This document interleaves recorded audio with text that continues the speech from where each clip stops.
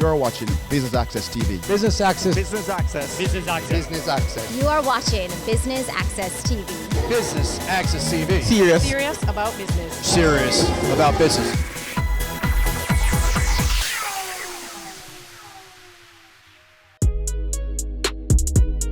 The patrons of the 14th Regional Investment and Capital Market Conference have gotten the opportunity to sit back a little and unwind as the annual networking session takes place. Business Access TV is here to bring you some of the highlights.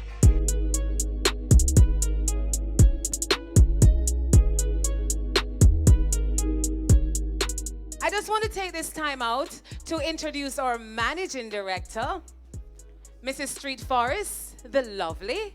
She's going to come forward and give us just a few words on what has been happening, and of course to continue to, tell us that we need to enjoy ourselves tonight, because yes, we're talking business, we're talking about investment, we're talking about building a better nation, a better region, a better world. But Mrs. Street Forest, please come and grace the microphone. Thank you, ma'am. Looking lovely as usual. Thank you.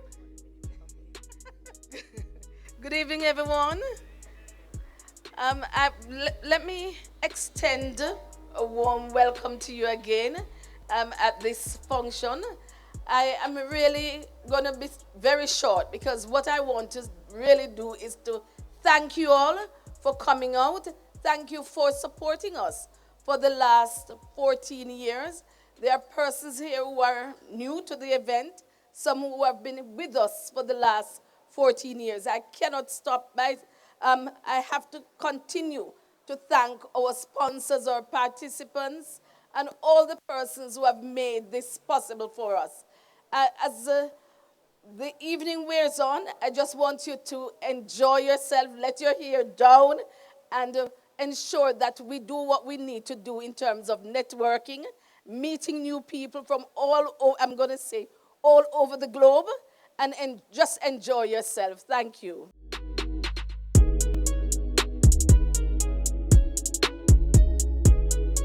Well, my name is Orlando Soto. I'm the CEO of Acobo Broker Dealer from Costa Rica. We're looking to list a mutual fund, real estate, in the Jamaican Stock Exchange.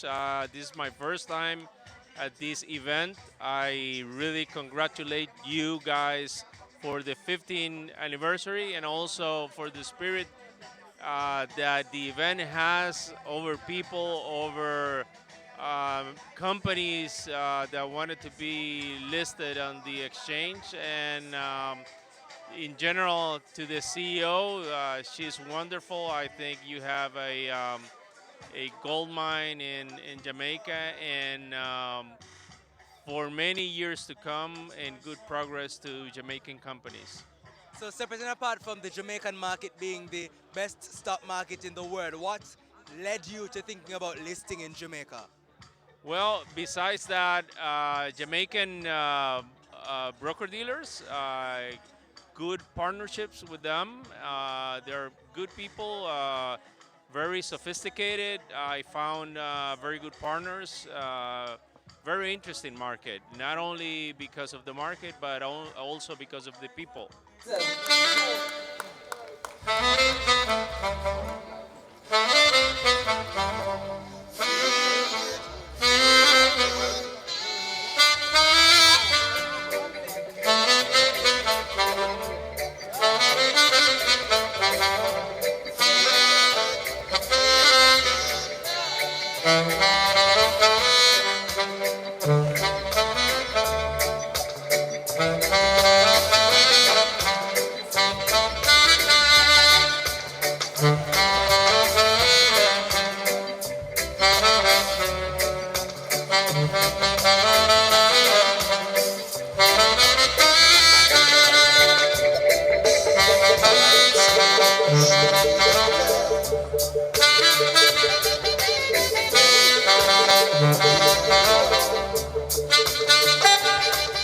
Which stock exchange is the best performing stock exchange for 2018? Jamaica Stock Exchange. Is she correct? Oh my goodness, you are correct. We have to thank every single member of the stock exchange because we could not do it without you. Thanks for being the best performing stock exchange in the world. So how was 2018 for your business? Well, 2018 for my business was good. We decided to come to Jamaica because Jamaica imports about $1 billion a year in produce to service their resort community. I live in Las Vegas. Las Vegas imports about $2 billion a year of produce from California and Mexico. So we decided to come down here and grow produce and service the resort community. The investment conference has been great.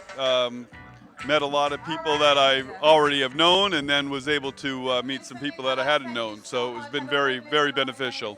Is it your first year here? No, I've lived between Montego Bay and Kingston for about 7 years and moved back to the States in 2004, and I'm back now. So what can we expect from your business for 2019? You can expect us to launch in 2019 and grow produce, supply resorts, and expand and continue to grow.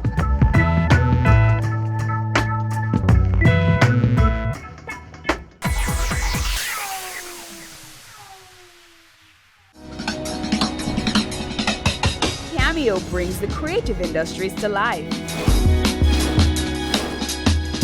Highlighting creatives in different fields each week.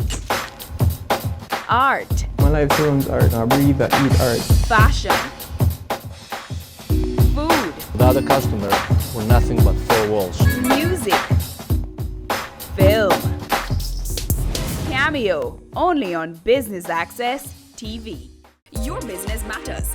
Business Access TV offers you the most innovative and effective advertising solution for your business, specializing in B2B sales, cost-effective solutions, the customers you want, the repetition you need.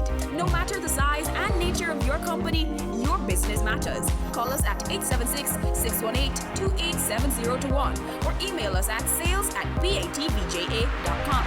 Business Access TV, serious about business.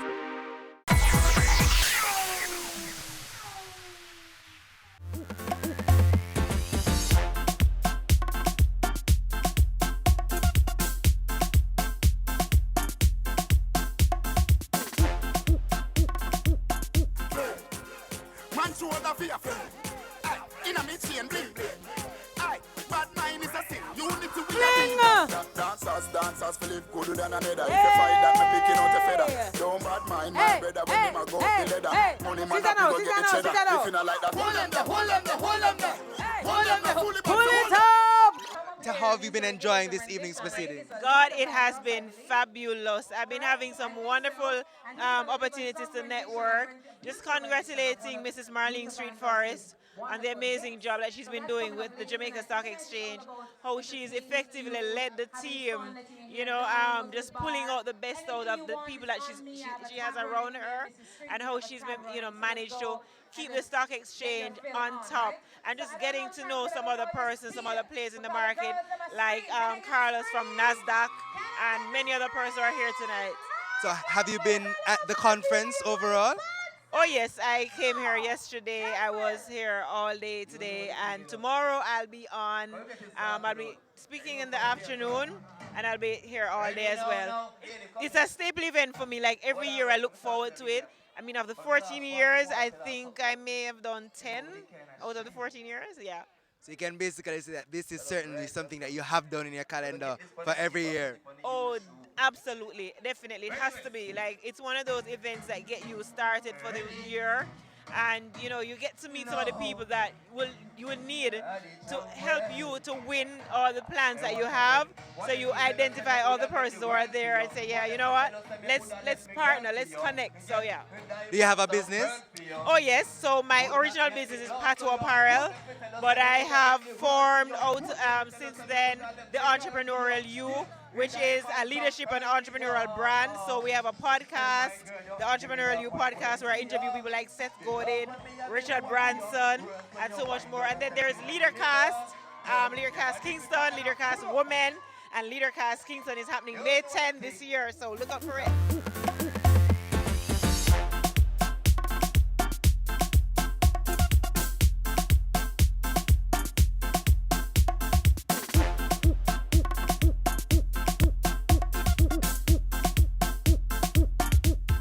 All right, so tell us, how have you been enjoying this evening's function? It has been absolutely amazing. The vibe is nice, the food is good, and just to be at a function where it's rigorous, it's talking about figures all day, but just to let your hair down and just enjoy yourself and interact with the visitors from all over the world that's here to experience the stock exchange function this year. Is it your first year here? Yes, it's my first year, and I'm having a great time. What brought you here?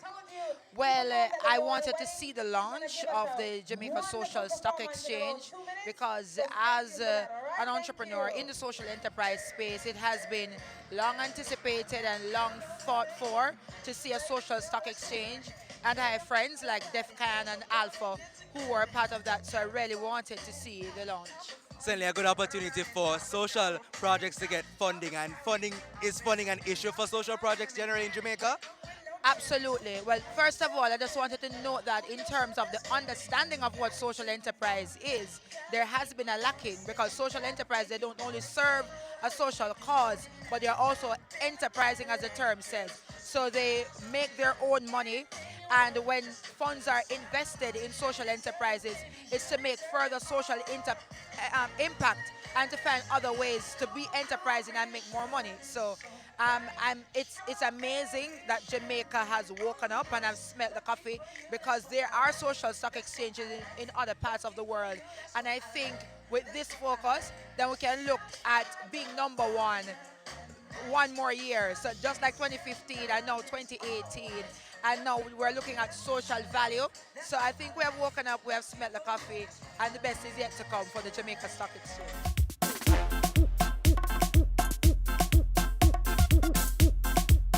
Always be sunshine when I look at you. Just a thing I can't explain. Just the things that you do. And if you get lonely,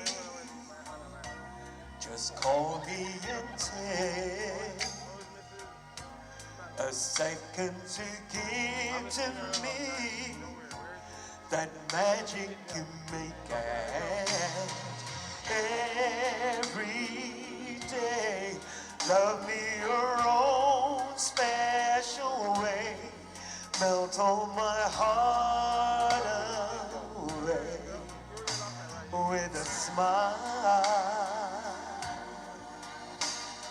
Take time to tell me you really care, and we'll share tomorrows forever.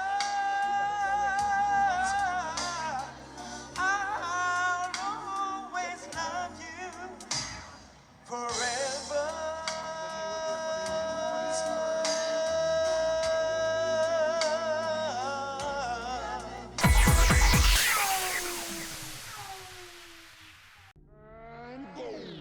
Career Moves has always explored interesting careers, highlighting all you may not have known about them. This season is no different. Coming back to Jamaica, everyone's like, Fizzy what? Fizzy who? When you find a bright boy or girl in the class and people say, what are you going to be? The parents will say, you have to go be a doctor, you have to go be a lawyer.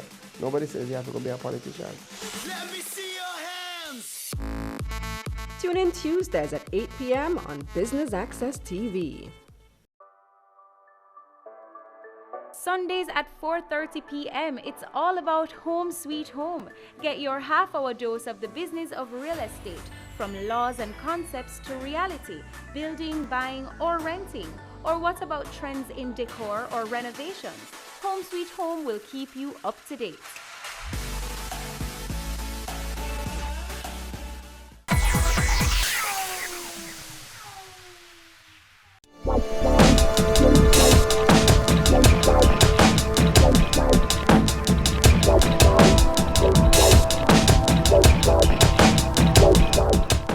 Okay, what year did the Jamaica Pegasus first host the conference? That is the investment conference. You tell me. I'm going to go with 2010. You are absolutely right. Please to take this box from my hand because it's so heavy. On a clapping.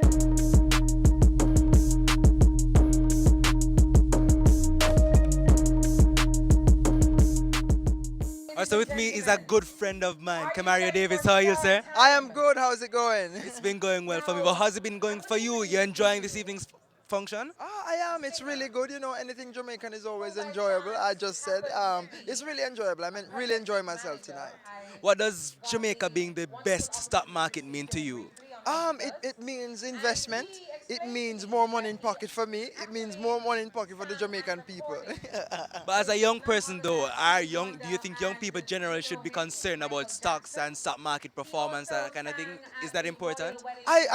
In all honesty, I do think that they need to play a part in stock exchange because it is highly important as it relates to you creating a job for yourself. So generating income as a young person is very important. And so I think that young people really need to focus on the stock market to make some money. Especially being that the youth unemployment rate is, though it's trending downward, it's still particularly high. So it's something that you think they should definitely look into, correct? Most definitely, most definitely. We always want to venture into the traditional careers.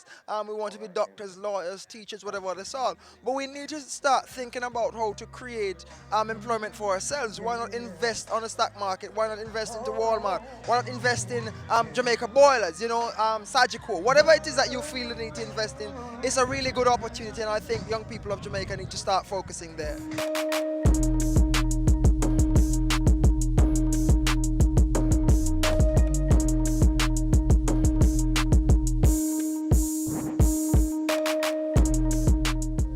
Hey, me say me love you like a free Wi-Fi. Me and you together like a pizza and rice. Without you, me can't sleep at night. Cause me fi be your husband, you fi be my wife. Boy, me say me love you like a free Wi-Fi. Me and you together like a pizza and rice. Boy, without you, me can't sleep at night. Promise you would never leave my side.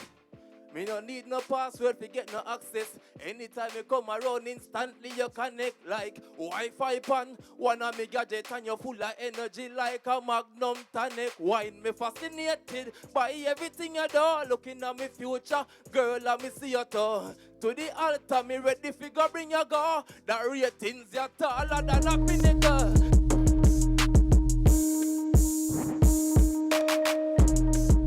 So, Mrs. Street Forest, 14 years of celebration of knowledge exchange. How has it been for you this year? It has been fantastic. You recognize that it has been really wonderful with the participants, the sponsors, and really those persons who have presented. We've had all the prime ministers of Barbados, prime ministers of Jamaica, past prime ministers, and they have given us quite a bit to think about. And what they have also given us is some amount of ingredients to go forward and do better. So I think that now we are poised to put in the necessary provisions in order to grow the capital market further than it is. Historic launch this year, the Jamaica Social Stock Exchange. Tell us about how the environment is feeling about that, how persons are reacting to that. Persons are reacting positively to it. Persons who want to give have called. Persons who want to list projects have also called. It has been so positive. Persons have asked exactly what this is, and we are going to have to explain it and explain it again. But we have no problem with that because we know that the social stock exchange will contribute to the growth and development of the third sector, the social sector. And we know that this growth is going to be positive for the entire Jamaica. So finally, what can we expect for the 15th staging? Well, the 15th staging, we should really allow the 14th to be finished. But we know that the 15th staging each year, we get better and better. And the 15th staging, we want to embrace more of the region. We want to embrace more of the world. And definitely, as we do with each year, we say what has been achieved from the past.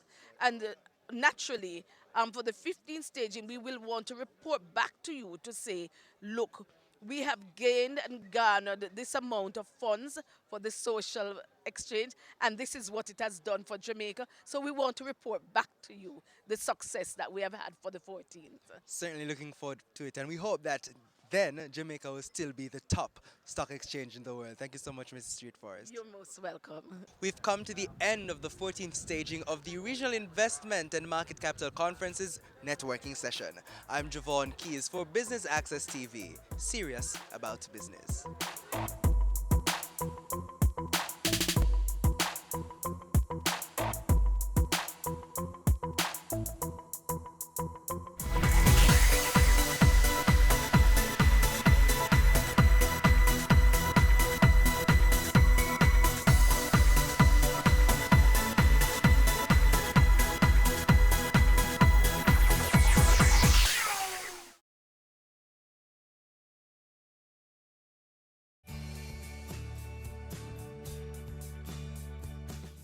The Jamaica Stock Exchange wishes to help to develop the social sector.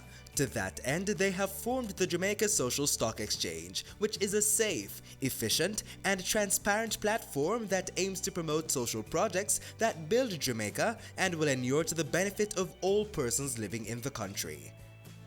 The Jamaica Stock Exchange is a company that encourages and mobilizes capital for the main market. And that is the market that is not the social sector. Now, the Jamaica Social Stock Exchange is really geared towards the social sector to help to solve social problems in the field of health, education, about children, environment. Those are some of the things that we consider social problems. And so it is to mobilize the capital, allow persons who have a desire to invest in a social good, to invest in the social stock exchange. It is designed in two parts. In phase one, where we look at social investment, and phase two, where we look at social impact investment. Now, in phase one, really what we are saying is it is donation. An organization will have a social issue and design it into a project or a program and invite Jamaicans or persons within the diaspora or the entire world to fund this program. Now in phase two, you're going to get a return on investment which is not social. You will be getting shares, natural shares, as you would get if you invested in the Jamaica Stock Exchange. And what you'll get is a return on capital, which is possibly dividend or an appreciation in that share. The Jamaica Social Stock Exchange does more than ask for the funding of these programs, but goes beyond that in terms of monitoring, ensuring that these programs are meeting the targets and the reason for them to have asked for funding in the first place. When we look at this new sector, it is important because holistically, if you do not look on the social sector, you do not improve the other sectors. We want to encourage all businesses in Jamaica to have a corporate social responsibility because it is good for encouraging and the growth and development of businesses.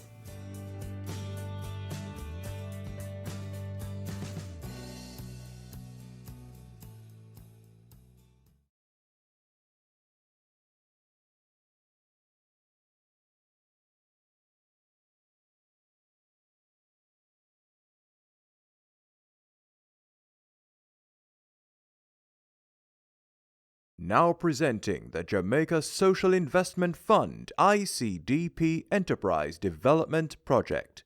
Entrepreneurial Grant Business Pitch. This project is a $100 million grant that's seeking to target 50 small and micro business enterprises and give them training, capacity development, equipment, permits and license towards the development and the viability of their business. We have made a call for proposal in March of this year for entrepreneurs to submit for the opportunity to receive a grant between $1 and $5 million. We received more than 500 applications, and so we have now shortlisted them to 100. So we've invited that top 100 applicants here today, and they're going to have to pitch their business idea to a panel, and of the 100, 50 will actually transpire and win the opportunity for the grants. One of the primary objectives of what we're doing here is employment. We want the business to be able to sustain not only the principals as the owners, but we also want the business to be able to employ at least 2 people. The next part of it, as we do in all of our projects like this, is it provides a learning instrument of how we can engage small and micro enterprises and take them to the next level. Why we're doing this rigorous process because we want to identify the best potential entrepreneurs for this project. And keep in mind that we are speaking about a loan, so we want to ensure that applicants are committed and that from a sustainability point of view, that upon receiving the support from JSIP, that in 2 or 3 years, the enterprises will still be operational and the broader objective of the project would be achieved. Once we have now equipped them and they should be ready to start their production and going, we'll then have a mentorship component.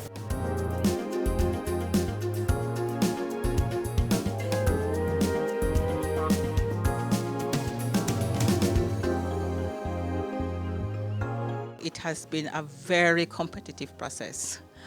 Jamaica is filled with persons with drive and passion.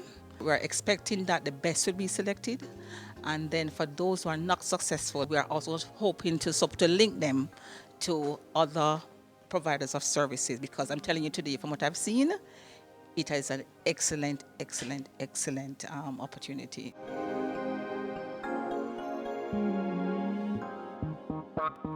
It's worthy of note that many persons coming here today already have some kind of semblance of a business, but they need the additional support to move that business to the other level, as well as some persons that come in with just proposals to start from scratch. On behalf of the JSIF, we want to really thank the DBJ and other partners from UWI who came to be part of the panel, and just to remind you that the JSIF is here and we're investing for community development.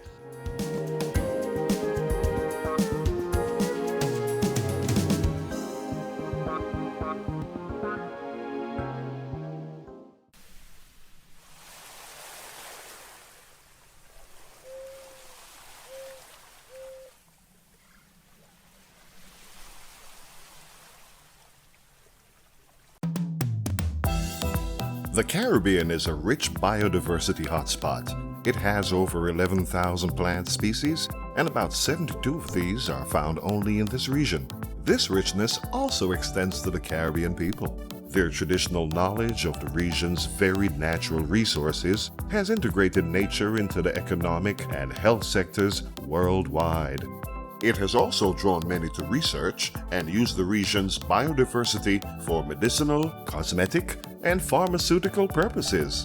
For example, the glaucoma medication Canasol is made from cannabis. However, Caribbean islands are fallen prey to biopiracy, where a country's resources are accessed and developed commercially, but the country gets little or no benefit from it.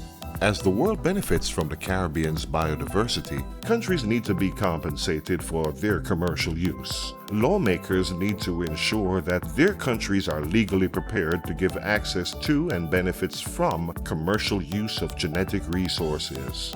To ensure prior informed consent and mutually agreed terms of access established by the Nagoya Protocol, the Global Environment Facility, GEF, United Nations Environment Program, UNEP, and the International Union for the Conservation of Nature, IUCN, are jointly providing support to countries at different levels in order to advance towards functional access and benefit sharing. Under the Nagoya Protocol, countries from which natural resources are obtained for commercial developments are entitled to compensation. It also ensures indigenous knowledge from groups such as the Maroons, Rastafarians, and Amerindians can be credited and compensated if their traditional knowledge has been used for commercial purposes. Caribbean islands are putting the Nagoya Protocol in their legislative framework to safeguard their country's biodiversity and traditional knowledge. Let us all work together to protect our resources, do valuable research, and reap the benefits of sustainable bioprospecting in the region.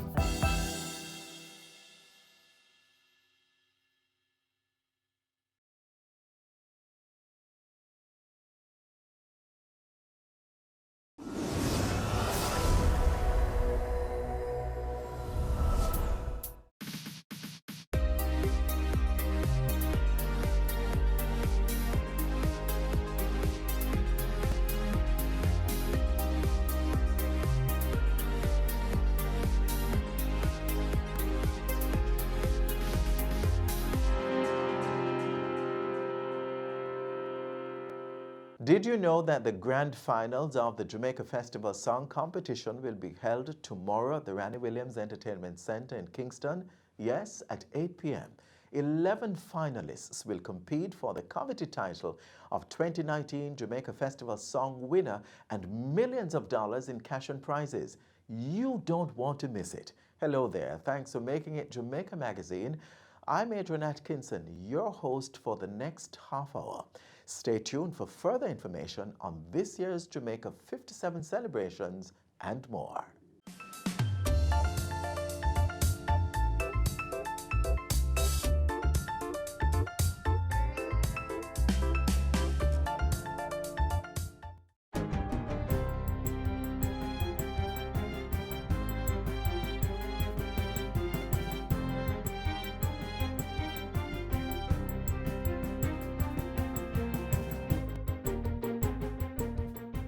Good day, I'm Theodore Henry, and this is your JIS News for Friday, July 26. Prime Minister Andrew Holness says the next phase of the Housing Opportunity Production and Employment HOPE program is to be rolled out shortly. This will entail institutionalizing the employment and training aspects of the program. I'm very satisfied and I'm very happy to see the program come to this point where we can now say we have tested it, it has worked, and we are now going to bring the program to the institutional phase where it will be a constant feature of the development of Jamaica. The Prime Minister was speaking during the final stop of a tour of HOPE projects across the Covert area on Wednesday. He explained that in this next phase, HOPE would probably move from the office of the Prime Minister and be placed under an agency that can carry it more effectively. The Prime Minister added that the opportunities component was being developed and would be launched soon along with the production aspect. We have already decided that for the production component, we're going to be focusing on getting young people into agriculture using technology. The housing component, which was launched recently, will be provided at a later date. HOPE was launched by the Prime Minister in 2017 and targets persons aged 18 to 24 who are not employed or enrolled in a school or program of training. Through HOPE, approximately 24,000 young people have been impacted over the last 2 years and have now become ambassadors for the program. Currently, 6,000 youth are being trained under the initiative. 78 courtrooms are now able to facilitate digital audio technology, while 19 courtrooms can accommodate audiovisual devices. Justice Minister Delroy Chuck says the move is to secure witness statements in court trials. His message was delivered recently by Executive Director of the Legal Aid Council, Hugh Faulkner, at the opening of the two-day Witness Care Conference. We at the Ministry of Justice stand ready to step up to the plate and play our part in ensuring that systems are in place to advance the role of witnesses in the justice process. With this technology, witness intimidation in the courtroom will be significantly reduced. The provision of digital audio recordings in court proceedings falls under the Ministry's Justice Undertakings for Social Transformation, JUST project. Minister of Culture, Gender, Entertainment and Sport, Olivia Grange, says government is moving expeditiously to have the Sexual Harassment Bill enacted. A joint select committee of Parliament has been named to review the legislation. We will convene the joint select committee meetings and move expeditiously to sign off on the bill to ensure that we have this legislation in place which will address sexual harassment in the workplace, where accommodations are involved, landlord and tenant, and also in institutions. Minister Grange says government is also looking at addressing the issue of sexual harassment in the tourism industry. The Sexual Harassment Bill was tabled in the House of Representatives on July 9. It outlines the types of conduct that constitute sexual harassment and prohibits certain actions. Government's Public Investment Management Secretariat, PIMSEC, has given conditional approval for the renovation of the National Stadium and the Trelawney Multipurpose Stadium. Sport Minister Olivia Grange says PIMSEC has also provided the funding to engage a consultant for the projects. The consultant is tasked to craft a business plan for the development and operation of both facilities. I've informed this Honourable House that it was our intention to upgrade our aging National Stadium to make it more customer-friendly and more compliant with international sports governing bodies. I also made mention of our intention to develop the Trelawney Stadium to the point where it could be placed at the centre of our sport tourism thrust. Minister Grange was delivering her sectoral presentation in Parliament on Tuesday. She said the stadium projects were valued at approximately $40 million. Meanwhile, $163,785,000 have been spent to complete other sport infrastructure projects across the island. And finally, Jamaica 57 celebratory activities commence tomorrow with the grand finals of the Festival Song Competition. The Jamaica Festival Song Contest is slated for Randy Williams Entertainment Center in St. Andrew at 8 p.m. This year's competition has 11 finalists instead of the usual 10. The celebratory period includes other popular events such as the Miss Jamaica Festival Queen Grand Coronation, World Reggae Dance Championship, Mellow-Go-Round, Jamaica Gospel Song Grand Finals, Pop and Variety Grand Finals, and Grand Gala on Independence Day. This year, the gala will serve as the start of our observation of the decade for people of African descent. Our special guest this year will be the President of Kenya, President Uhuru Kenyatta, who will be here on a state visit. This year, we will also, at the gala, honor two of our celebrated entertainers. In the past, we have honored Jimmy Cliff, Damian Marley, and others. And this year, we will be honoring Rita Marley and Sizzla. The Culture Minister has also revealed the fashion theme for this year's celebrations. Fashion theme this year is roots and culture, meaning that with the diversity in our culture, whatever is your roots, you can wear your sari, you can wear your African wear, you can wear whatever you identify with as your roots and your culture. All the Jamaica 57 activities will be celebrated under the theme, One Nation, One People. And that's it for JIS News Today. I'm Theodore Henry. Thanks for watching.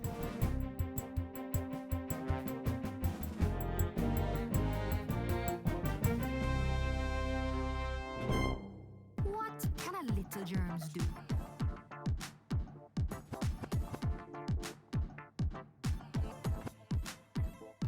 Pink eye running belly, even flu. Germs can make them happen to you. Put germs on our manners with these. Cover your mouth when you cough and sneeze. Always wash your hand with water and soap. Keep dirty hands from your eyes and your nose and your mouth. You don't want to be sick, take care. Practice every day, no germs on here. A message from the Ministry of Health. Have you ever heard about the Get on the Bike program? This initiative, which was launched in collaboration with Government Citizen Security and Justice Program, seeks to equip young adults with the knowledge and empowerment they need to achieve their career goals and objectives. Here's more.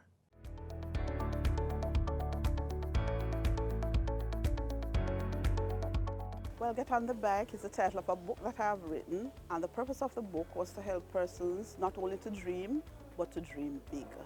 Sometimes we have a goal in life, and instead of pursuing it, we say, I'm not educated enough, I'm not bright enough, I'm not experienced enough. So Get on the Bike is a metaphor to say whatever you want to achieve in life, you can do it. Go for it. Yes, Marsha's Get on the Bike initiative was launched in 2019 to empower and engage teenagers and young adults in various schools, churches, inner city communities, and rural areas across Jamaica. For schools, I reach out to the guidance counselors and ask if they have a group they would want me to speak with. I work closely in my own church community. I attend the Temple Mennonite Church, so during Sunday school, sometimes I will talk to the youth department or the young adults. I engage them in that way. And then for community outreach, I'm in touch with some social workers, persons who are already in the field, and I make linkages through that way. The program is being executed in collaboration with Government Citizen Security and Justice Program. It provides teenagers and young adults with the knowledge and motivation they need to achieve their individual goals and dreams. It can be dreams in terms of a better family life. It could be dreams in terms of acquiring a job. It could be dreams in starting a business. So we provide the strategy or the roadmap for persons to realize their dreams. Some of the youngsters who have recently benefited from the program are a group of students from the Operation Friendship Skills Training Institute in Kingston. Today, what we want to talk about is workplace readiness. Let me see the hands of those who have actually worked already. Have you been in the workforce already? A few of us have been in the workplace already.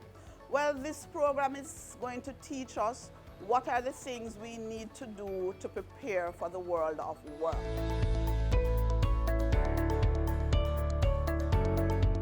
One of the best means of getting a job is what? Word of mouth. If somebody doesn't know that we are seeking a job, nobody can help us. So if we are seeking a job, one of the first things we ought to do is to let somebody know. After we have done that, we want to develop what we call our resume or our CV. It's very easy, very easy. Start at the top with our name, then we go to our address, then the telephone number, then our qualification or experience, whichever is stronger.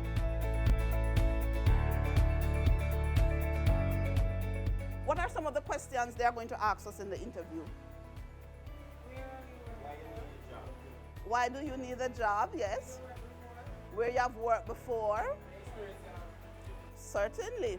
During these free interactive sessions, Marsha even gives advice on how to tackle some of the most intimidating interview questions. Some persons get a little timid when somebody asks, so what is your weakest area? Sometimes they ask that in the interview. The best answer for that is something that is not too outrageous, but something that we have worked on and we have improved and we are now professional in that area. I think the session has a great impact on us as students because not every student is aware of how to operate within the work field and know what to do and where and when, how to go about doing it. Coming here, showing us the steps and what to do from what not to, like having our name, the address, work experience, our qualifications and the information about us, that will help us to know what to do in able to get our work. But preparing students for the world of work is just one of the focus areas of the Get on the Bike program. During a recent weekend visit to the Ocho Rios Mennonite Church in St. Anne, participants of the program were briefed about another important lesson, SWOT. Let's start from the top. So strengths. Strengths are the things that we are very good at. A strength could be good interpersonal skills, good team building skills. It could be a fantastic smile. Weaknesses. Weaknesses, these are things that we are not so good at. So the weakness could be we have poor time management skills. We are not organized, always late. Things like that would be considered a weakness. Things that we need to improve on. The O stands for opportunity. This is something external to us. So in our area, are there hotels being open, other areas of employment? That would be seen as an opportunity. The threat would be like similar to the weakness, but it's external. We can't do anything about it right away. Perhaps a threat would be poor transportation service within my area. Why do we do this? We do it so that we are more in tune with what we can accomplish. Not only that, we are more open to changes, and when changes come, we are not flustered. Good session, and it's very informative. Doesn't matter the age group or where you are in your career goal right now. I recently graduated from high school, and it is a great opportunity for me because I'm job hunting. And there's just one more question I know you might be asking. Why the title Get on the Bike? A bike to me represents freedom, it represents creativity, some amount of skill, and always going forward. And there you have it. For more information on how you can get on the bike, email Marsha Norman at marshanorman2017@gmail.com.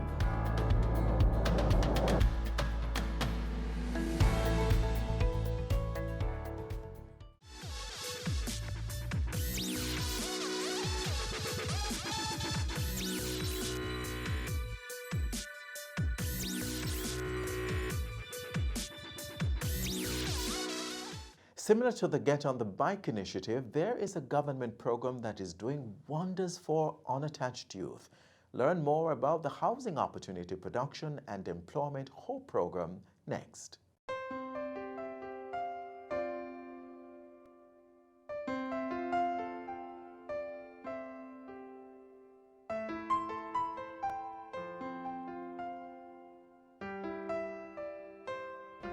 Growing up, I didn't have no parent, nowhere to go. I was just stranded. I started to live in Crossroads because I didn't have nowhere else to go. So what I would do when I'm at Crossroads, I would stay in Mothers by day, and by night I would get a piece of cardboard and sleep at the bus stop beside of Mothers in Crossroads. I will walk and beg, or I will stay in Mothers for the whole day, begging passbys or so forth, till I find myself again money now. So I'd always have a phone, so I use that money that I get, buy credit, put on the phone, and put on service, data, and find out about all of the ministries and so forth. And I will sit there and call the different ministries, from the Chief of Defense Staff Office to the Minister of Education, the Prime Minister's Office, all of those.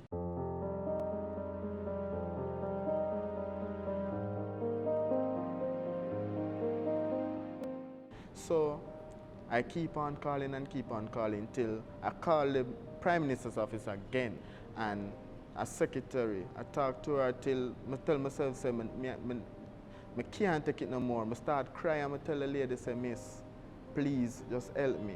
Please, I beg you, help me. And the lady say, young man, I will guarantee you that I will help you. So don't worry yourself. She called me back like an hour after or so forth, and she said to me that I got to a person that I think will most likely help you in your situation, which his name is Mr. Martin Rittman. He is the head coordinator of the HOPE program.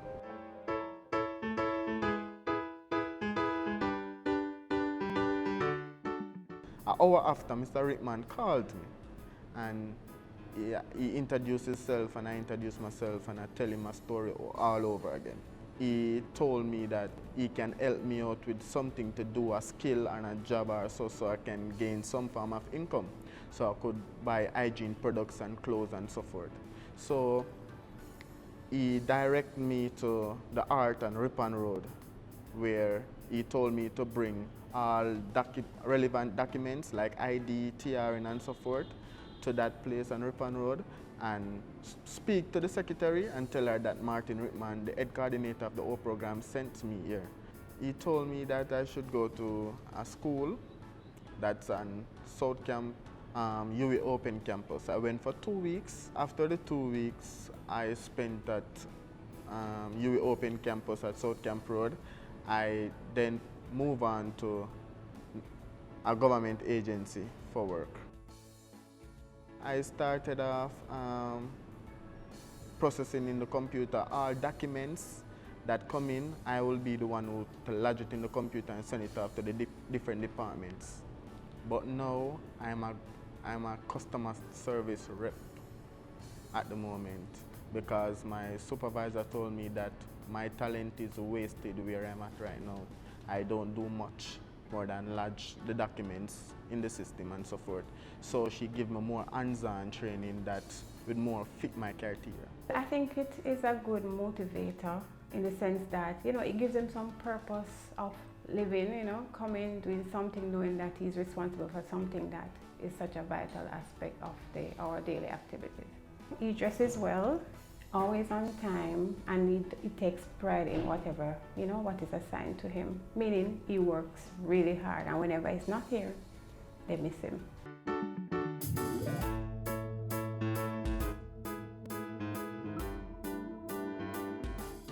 This particular day now, I think it's the following week, after Martin Rittman helped me out with the HOPE program and so forth, I saw a lady Just a random lady, I was begging and so forth. And the lady see me and she started to talk to me and ask me, why am I here and so forth. So I told her and I spoke with her and she take me into Mother's, she buy me a patty and a juice. And we were talking, just talking and talking. And then she asked me, do I want to come to stay with her? With a glad face, I accepted and said, yes, I would love to come home with you. When she took me in, it's like, you know, I was very welcome because just looking, I had a bed to sleep in that used to be a cardboard. I had food to eat that used to be me begging on the street just to make ends meet, just to eat a little patty or something. I had dumpling, she gave me all type of food that I longed to eat from a longer while. You know the reason why I do it? God himself provide for me. That's me can feed myself, feed him, feed my 2 grandchildren them. Helping him is not a problem. Helping somebody when they are in need is the greatest thing for me. I can put my life like the Titanic, if you ever seen that movie. It's like, you know, when the ship was sinking, there's a lot of persons like, them don't know what to do. Some people just jump off in the water because them can't. But I was there and like, the ship has sink and it's like, I tell myself, say, you know what, I'm not going to make the ship sink with me now. So I decided to just jump off. So when you jump off now, I decide say, you know what, I'm not give up, I'm not just drown so, I'm not just go down so. So I tell myself, say, you know what, I'm going to swim. Till I see a light, and that light was Martin Rickman, who shine a lot of other lights for me to a lot of different islands, a lot of different places.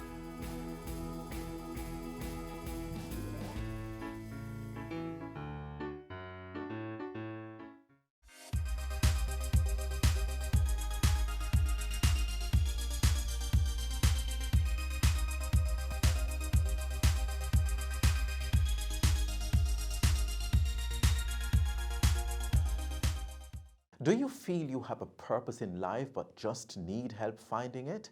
You're probably not alone. And like many before and after you, a bit of motivation at the right time can make all the difference. Listen as Dr. Wayne Henry from the Planning Institute of Jamaica shares valuable information you need to hear.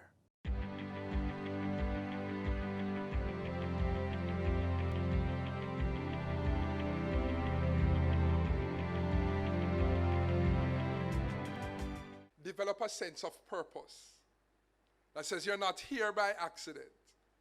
You are here for greatness. You are here with destiny in mind. You are supposed to do something great, and you are on that pathway.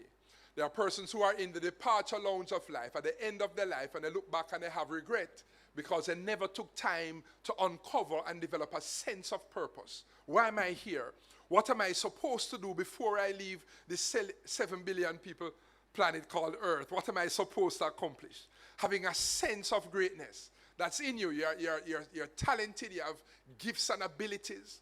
Some of you are good with numbers, some of you are good with words, some of you are good with both, some of you are artistic, creative, some of you are sports oriented, and there are many things.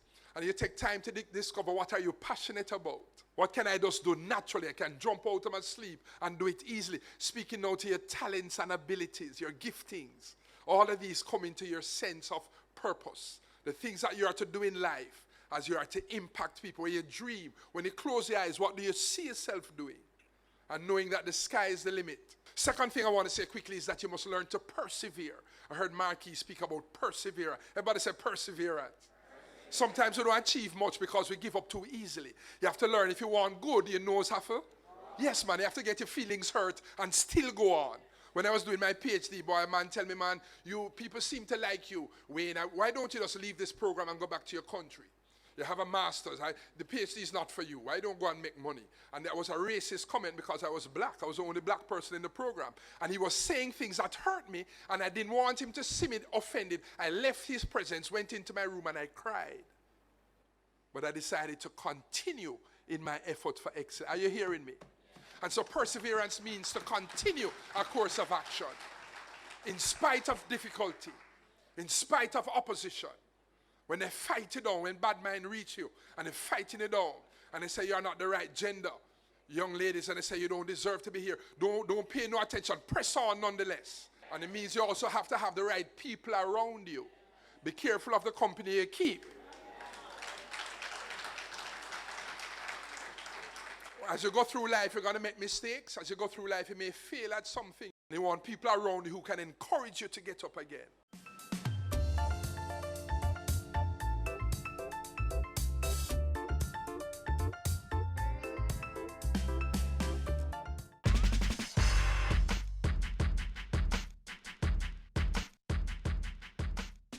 Jamaica 57 is just around the corner, and as customary, there are a host of activities for every Tom, Dick and Harry to enjoy, so listen up. Following the grand finals of the Jamaica Festival Song Competition at the Ranny Williams Entertainment Center tomorrow, there will be a National Independence Church service on Sunday, July 28 at the Faith Cathedral Deliverance Center at 104 Waltham Park Road, Kingston 11. The Emancipation Jubilee is slated for July 31 at Seville in St. Anne. The National Arena will host the Miss Jamaica Festival Queen Grand Coronation on Emancipation Day, August 1. The World Reggae Dance Championship Grand Final on August 2.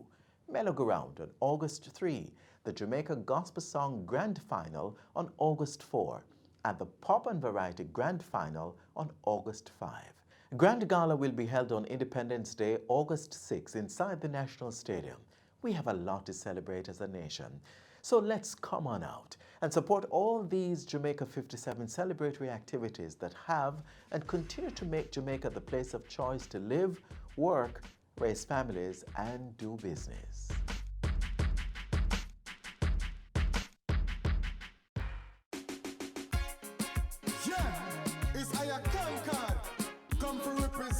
From a Jamaican era then. We heroes fight very hard, them have to fight with the yard and abroad. Hero them fight very hard, so we can enjoy with hard. The heroes fight very hard, them have to fight with the yard and abroad. Hero them fight very hard, so we can enjoy with hard. Whoa, this a sweet, sweet Jamaica land. I don't know so the 6-0 come from. Not to mention the heroin one. You check Poland when Annie come from. You want to know about Paul Bogle? You go online and start to Google. Cause St. Thomas that a fi me bala. Alright, that's where Paul Bogle come from. Cause them fight very hard. Them have to fight with the yard and abroad. Hero them fight very hard, so we can enjoy we hard. Hero them fight very hard. Them have to fight with the yard and abroad. Hero them fight very hard, so we can enjoy we hard. Whoa, equal rights all we fear. Who said that no Marcus Garvey? I wish one never beg no pardon. The same one George William Garden. Cause me a sing me feel it from the heart. We remember Mobile where they make some sharp. Spanish told me go lick me auntie. She said don't have to me issue go post a manty. Say them fight very hard. Them have to fight with the yard and abroad. Hero them fight very hard, so we can enjoy we hard. And this is the final stop in today's magazine. Thanks for journeying with us. To watch today's program, again, simply visit our website, jis.gov.jm. And don't forget that you are able to follow us on Twitter, Facebook, and Instagram. On behalf of the entire team here at the JIS, I'm Adrian Atkinson. Have yourselves a great weekend.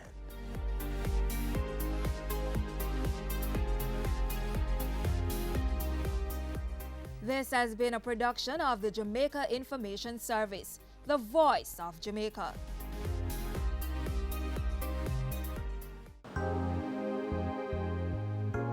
An ultra-efficient home should be at the top of everyone's priority list, whether you're thinking about home ownership or home renovation. In order to accomplish this feat, you'll have to take several things into consideration. And on this episode of Home Sweet Home, we'll be talking about making your piece of paradise more environmentally friendly by talking about energy conservation and water conservation. So stay with us more after this.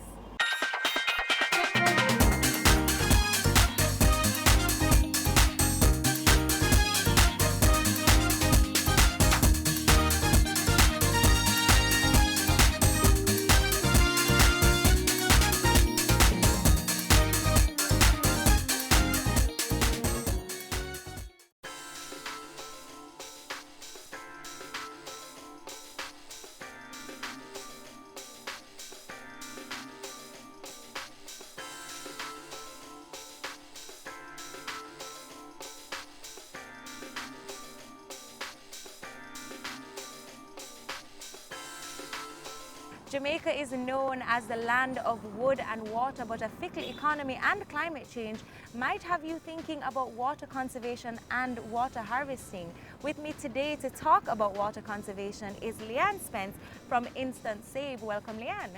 Thank you, Candy. Happy to be here. Now tell us about the company Instant Save.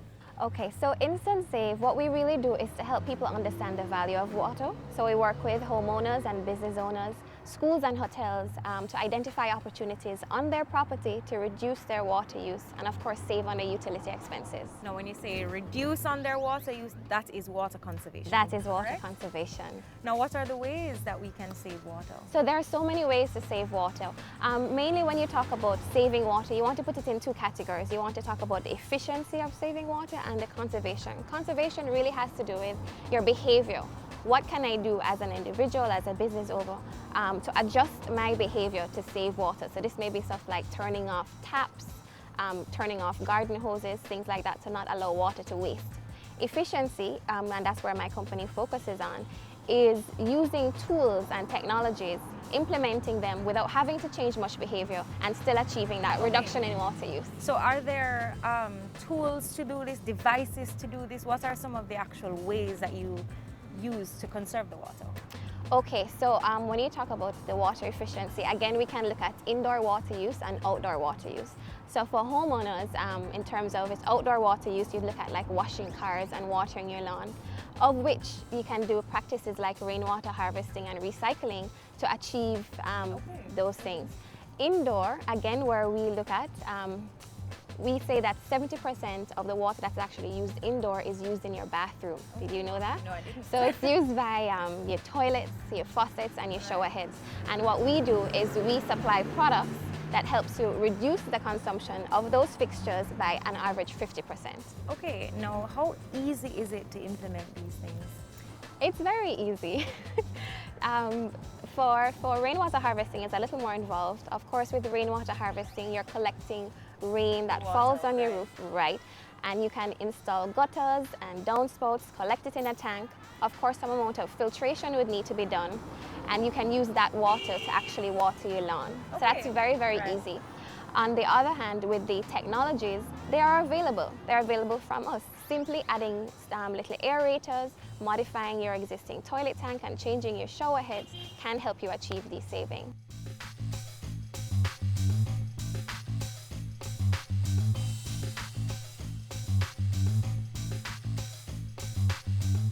Now, energy conservation can be a big undertaking financially. Is it the same with water conservation? So water conservation is not as a significant financial outlay, and the paybacks are a lot sooner. But of course, conservation on a whole is important, and saving water is saving energy as well, because the cost of water includes pumping, treating, all of those things. So when you think about the investment in water efficient devices, the payback is extremely short and you're recovering investment very quickly. And as you speak about the paybacks, what can we expect to save when we practice water conservation methods?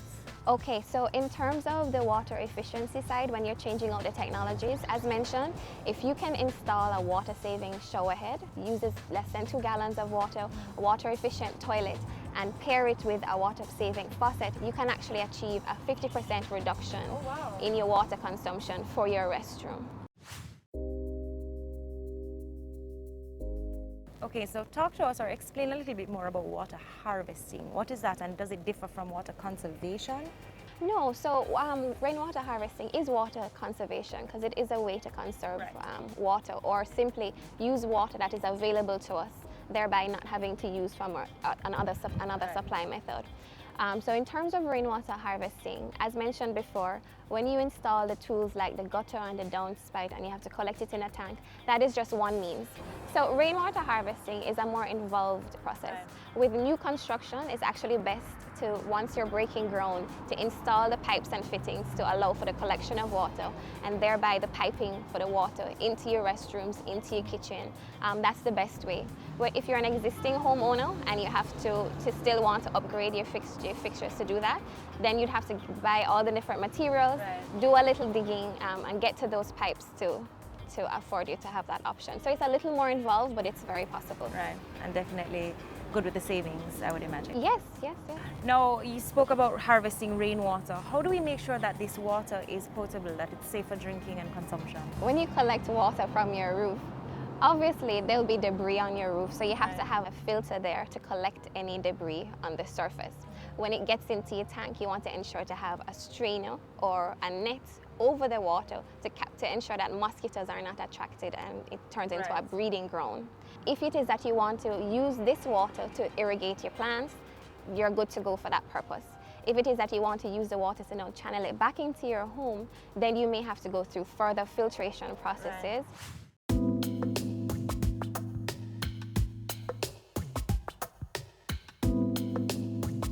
Leanne, what would be your tips for home efficiency?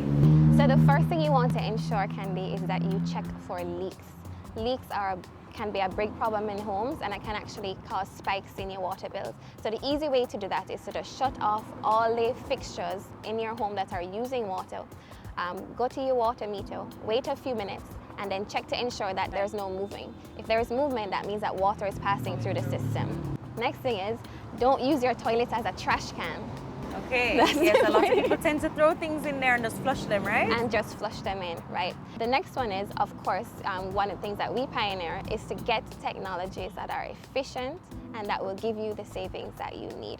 So whether it be changing your toilet completely, we have the Stealth Ultra Efficient Toilet, uses less than 1 gallon, actually uses 0.8 gallons of water per flush, so that's significant savings, as well as water saving aerators on your bathroom and kitchen faucets. As I mentioned, you can achieve up to 50% reduction in your water supply or your water use there. And changing your shower heads, you'd be surprised. It's very, very easy to implement, short paybacks, and you'll save money at the end of the month. And in the long run as well. And in the long run. Well, Leanne, thank you so much for joining us and explaining to us why water conservation is so important. Coming up after the break, we'll be talking to Volton Campbell from JPS.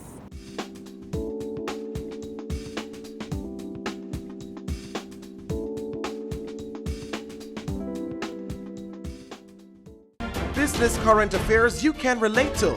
Frank, credible discussion. On Point with Kalila Reynolds and Dennis Chung. Dissecting the issues, offering solutions to Jamaica's challenges. On Point, Thursdays at 8 p.m. on Business Access TV.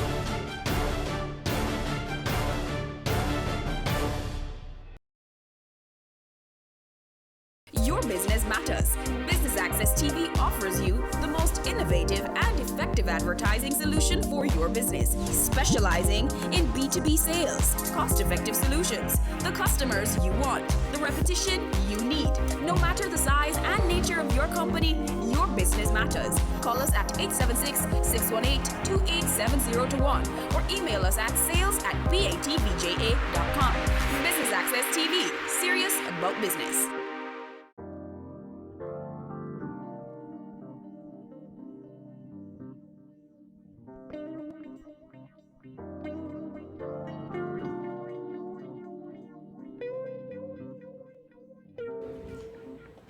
Hi, Volton.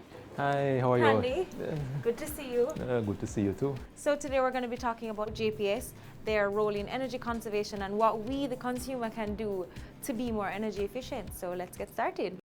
Joining us now is Volton Campbell from JPS. He is the Senior Energy Management Engineer there, and he's going to be talking to us about energy efficiency. Welcome, Volton. Hello, Candy. How are you? I'm very well. Wonderful. So, Volton, I'd like to talk about reducing our carbon footprint. What can we, the consumers, do, and what's the role of JPS in that?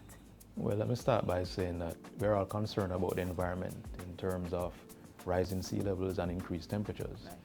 What we can do as consumers is to reduce our energy consumption, which reduces emissions by power plants, and we, JPS, by going into renewables, we can also reduce emissions. And with reduced emissions, we reduce the impact on the ozone layer and the temperatures and the rising of sea levels. Okay.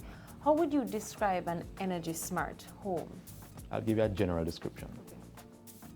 In an energy smart home, you would try to use energy efficient equipment, and you can use devices that can control equipment, and you can use like energy management systems And in general terms, that is what you would call an energy efficient home. What are some of the ways that we can use energy efficiently in our homes? I mean, I think we already know some of the ways, turn off the lights, things like that. Can you give us some other examples? We can turn off the lights using smart technology. Right.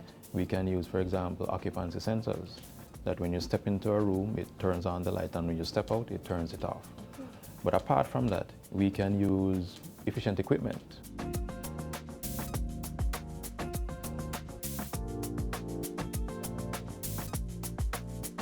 Now let's talk a little about energy-saving devices or appliances. What advice do you have for consumers who are buying these things? Personally, I start by doing some research. Right. Because typically there are improvements in terms of technology with a lot of these devices. So you can search online before you actually make a purchase. But in case you're in a store and you want to make a comparison or make a purchase, for refrigerators, for example, they tend to have a sticker that indicates that they're Energy Star compliant. And they tend to have like an indicator as to where they fall in terms of energy efficiency compared to a typical product. So that can actually guide you if you're looking at two refrigerators. There are air conditioners that are called inverters, right, that are the most efficient on the market. They can reduce the consumption, general consumption of air conditioners by around 30%.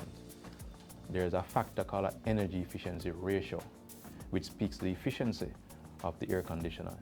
And this factor should be as high as possible, meaning if you're buying an air conditioner with an EER of 9, if you're to buy one that is 10 or 11 or 12, the efficiency is better or it's more efficient. So the higher the EER, the more efficient the air conditioner. With other products, I would suggest that you do some research, get the model number and research online. Do these appliances or devices actually make a difference though? They do, and I'll give you one example. I remember this customer some time ago.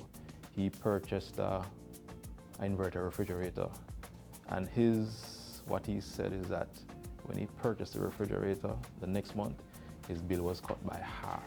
Wow. So they have a significant impact, but you need to focus on the right things, meaning a refrigerator can have a significant impact on your consumption, but one light bulb, right, maybe not. Or an air conditioner, yes, maybe yes. And a phone charger, I doubt it very much. Right?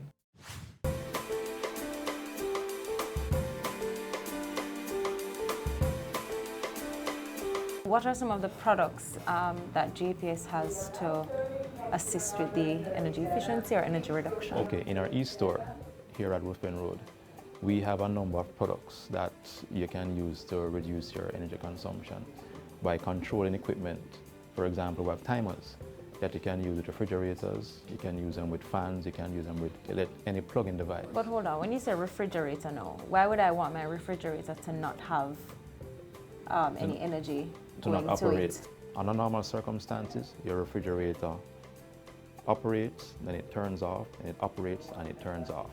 Normal cycle. Right. Now, at nights, if you were to, for example, increase the turn-off time of your refrigerator when it's not being used, for example, between, let's say, 1 at night until 4 in the morning, the products would more likely remain frozen simply because you're not entering the refrigerator. And what you would have done is reduce the run time of your refrigerator by around 4 hours. And that results in energy consumption reduction, similar like turning off your lights.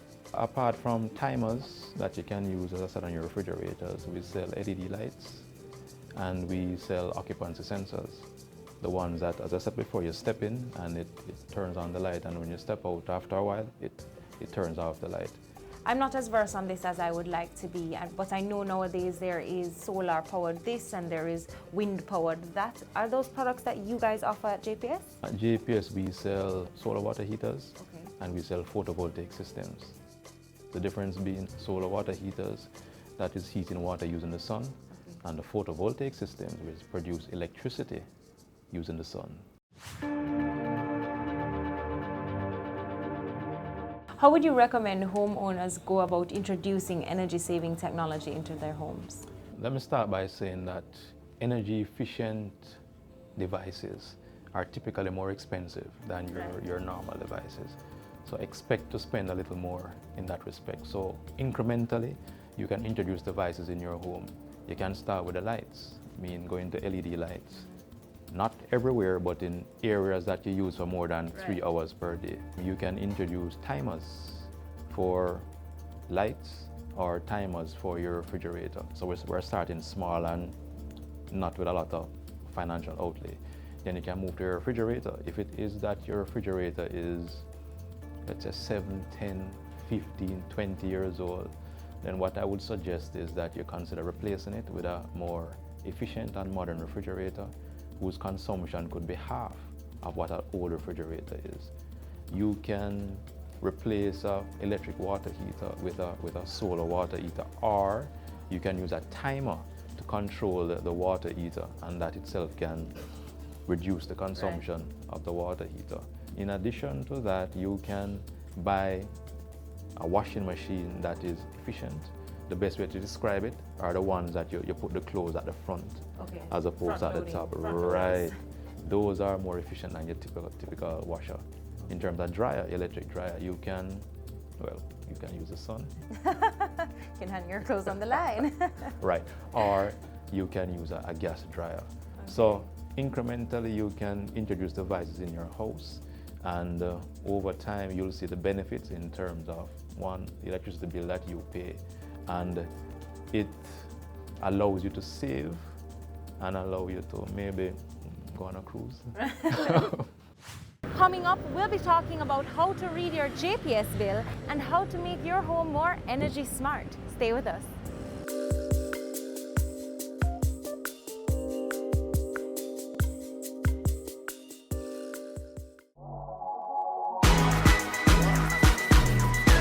The Good Life, your trusted source for useful health and wellness information, lifestyle tips for the mind, body, and soul.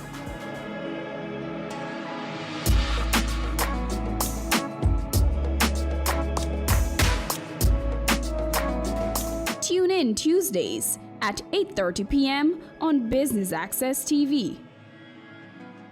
It's season 12, and Wealth Magazine Business Access is here to keep you business savvy. With an impressive mix of some of Jamaica's most inspiring business moguls, we continue to keep Jamaica informed, empowered, and ready to dominate.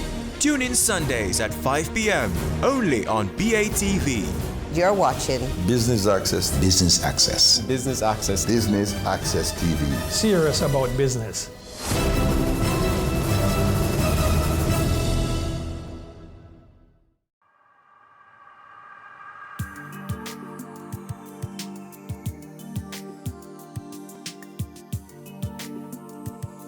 Reading the meter or even reading your electricity bill at the end of a month can be a little difficult for people. How can you guide us through this? When you apply for a service to JPS, we give you a meter that says 00000, no consumption. Right. However, when you start using appliances, it increments and the number changes from 0 to 1 to 3 to 4 to whatever it is, right? And that's an indication of the energy you would have used over the period. Now, to read your meter, similar to what we do, it's a good idea to, at the beginning of the month, you write out the number you see on the face.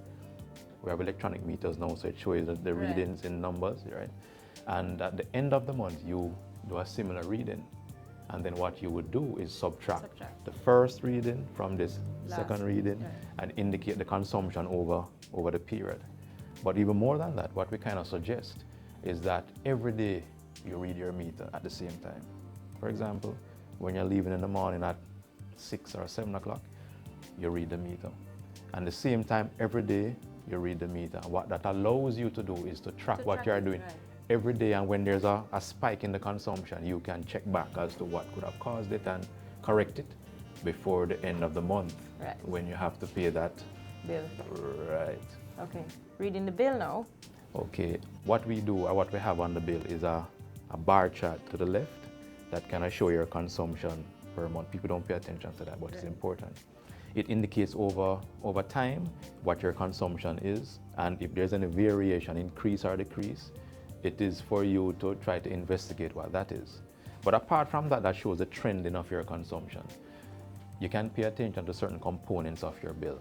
For example, people don't realize this, but the largest cost item on your bill or charge is fuel, what we call the fuel and IPP charge. And right now we're getting a break in the sense that the cost of oil has gone down, so therefore the fuel component of your bill has gone down. I'm sure you've noticed that, right? Oh, yes. Right, wonderful. So the extent to which that remains low, it is good for us. But when it starts to increase, and so will your bill, and that has nothing to do with JPS at all. Okay.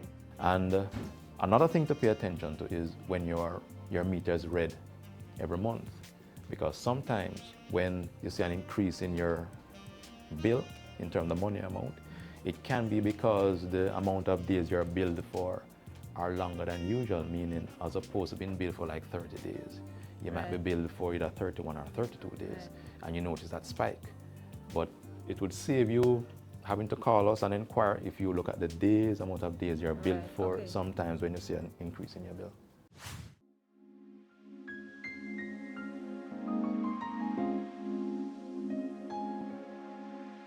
Talk to us about the pay-as-you-go system and also the energy auditing that you guys do. We offer a new product, a new option to customers, residential and small commercial, which are really rate 20, in terms of getting their supply from JPS. Under normal circumstances, you will apply for service to JPS. We come in, we put in our meter, and you get a bill every month. Right. Now we have another option called the pay-as-you-go. Similar to when you buy credit for your phone, you can buy credit, electricity credit. Okay. That can last for whatever period you want. So therefore you can go to a Bill Express location that is working with us. You can buy your credit, put it on your meter, and you can manage your consumption over time. In fact, what we found is that people who use this option, their consumption reduces by around 35%. Oh, wow. And the beauty about it is that you have a lot of places you can top up your credit, and you can see your consumption day by day. You can manage your consumption. You have an option where if it is you run out of credit, you can call the call center and they can top you up until you can get a chance to go and refill your credit. So it's a nice, flexible and convenient service. Energy credit, I didn't know that existed.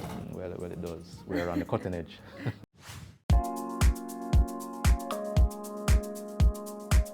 Regarding energy audit, it's a service that we offer to our customers where persons are interested in understanding what's happening at their location, residential or commercial. They can contact us and we can give them a proposal as to what it would cost to do an assessment at their facility, which includes measurements, analysis, and give recommendations in terms of what you can do to control your energy consumption and your costs. What are the immediate costs associated with making the switch to a more energy efficient home? Well, first of all, it will cost you a little bit more. For example, if it is you're buying an air conditioner, a standard air conditioner, and you were to buy a more efficient air conditioner, you would pay maybe something like 10 to 50, maybe 20% more than what you would pay for a standard device. So you'll pay a bit more, but you'll recoup it over time. Exactly. And I mean, as you say that, I want to talk more about the long-term benefits of making that investment. The long-term benefit is saving our environment. Definitely. But in terms of you, it is more money in your pocket that you can use to do whatever you want, whether invest or whatever it is. But it is worth it, and we at JPS, we kind of encourage it. How do we benefit? To the extent that you are happy in your environment and you can afford to pay your bill. And we can install the plants to serve you, because let's not fool ourselves. To install a power plant is expensive. Right. And the more you use electricity, is the more plants we need to build. So if it is that you can conserve and reduce your demand from us, then it's less investment on our side, and overall the price of electricity will go down. Volton, thank you so much for joining us on Home Sweet Home today and for sharing your wealth of knowledge on energy efficiency. It was a pleasure for me to be here to share information that I'm sure will be helpful to you and your viewers. Absolutely. Thank you very much.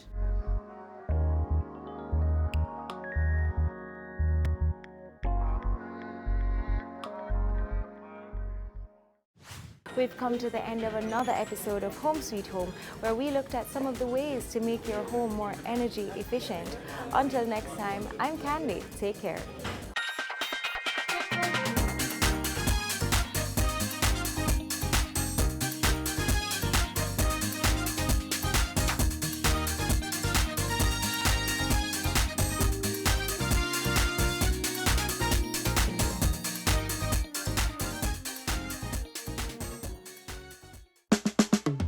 Caring Hands Season 3 continues to effect change in a changing environment.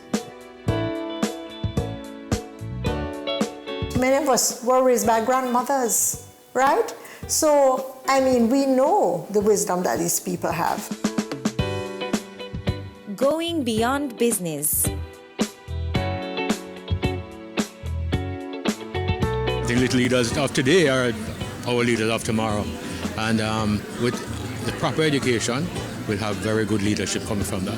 That's Season 3 of Caring Hands, creating change and shaping lives, every Sunday at 5:30 p.m. on Business Access TV.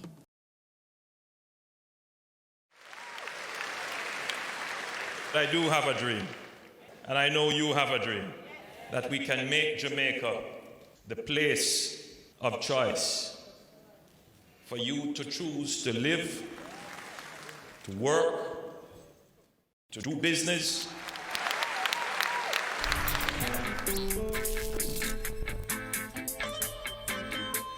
We are going for the Jamaica we want.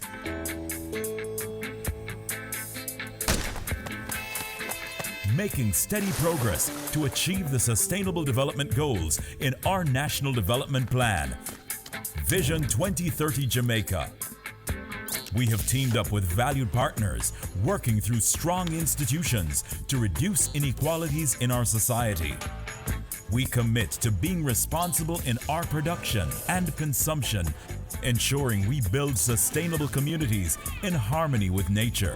Jamaica is making significant strides in providing quality, lifelong education for all, enabling our people to be engaged in decent work to drive economic growth, equipping men and women with the skills to build resilient infrastructure, promote sustainable industry, foster innovation, and utilize new technologies.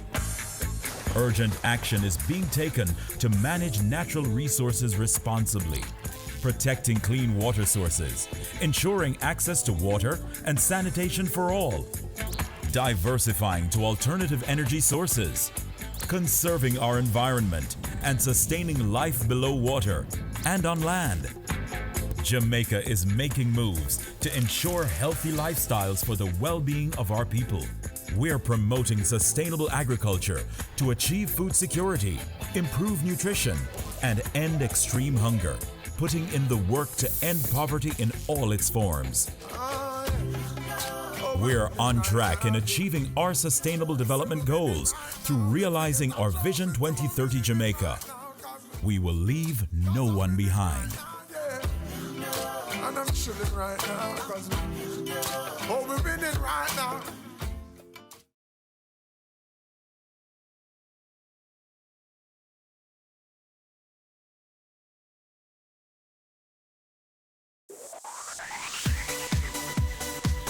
You're watching Business Access TV. Business Access TV. Business Access. Use access. Business Access TV. Serious. Serious. Serious about business.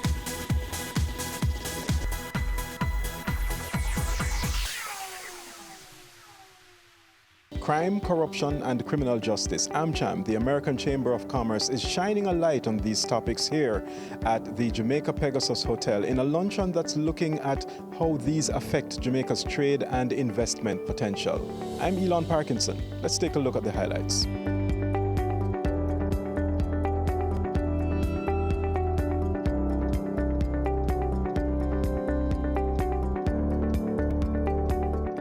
One of the things that I realize is that having these forums it provides us with an opportunity to learn, to grow, and to improve. And all members should give your organization a round of applause. Put your hands together for it. For weeks, I was talking about business unusual. For weeks, that was the last one on the economy that you guys had. And I was in cocktail conversation sounding smarter than I am just by virtue of having been in the room. I'd like to thank everyone for coming out today. I'm going to apologize for the National Security Minister, Dr. Horace Chang. He did intend to be here, but he was called at the last minute to Parliament. I believe he has a parliamentary committee that he must be at, so they've summoned him. You know, the numbers are important in these committees to make quorum and to participate in discussions at Gordon House, so he won't be with us today.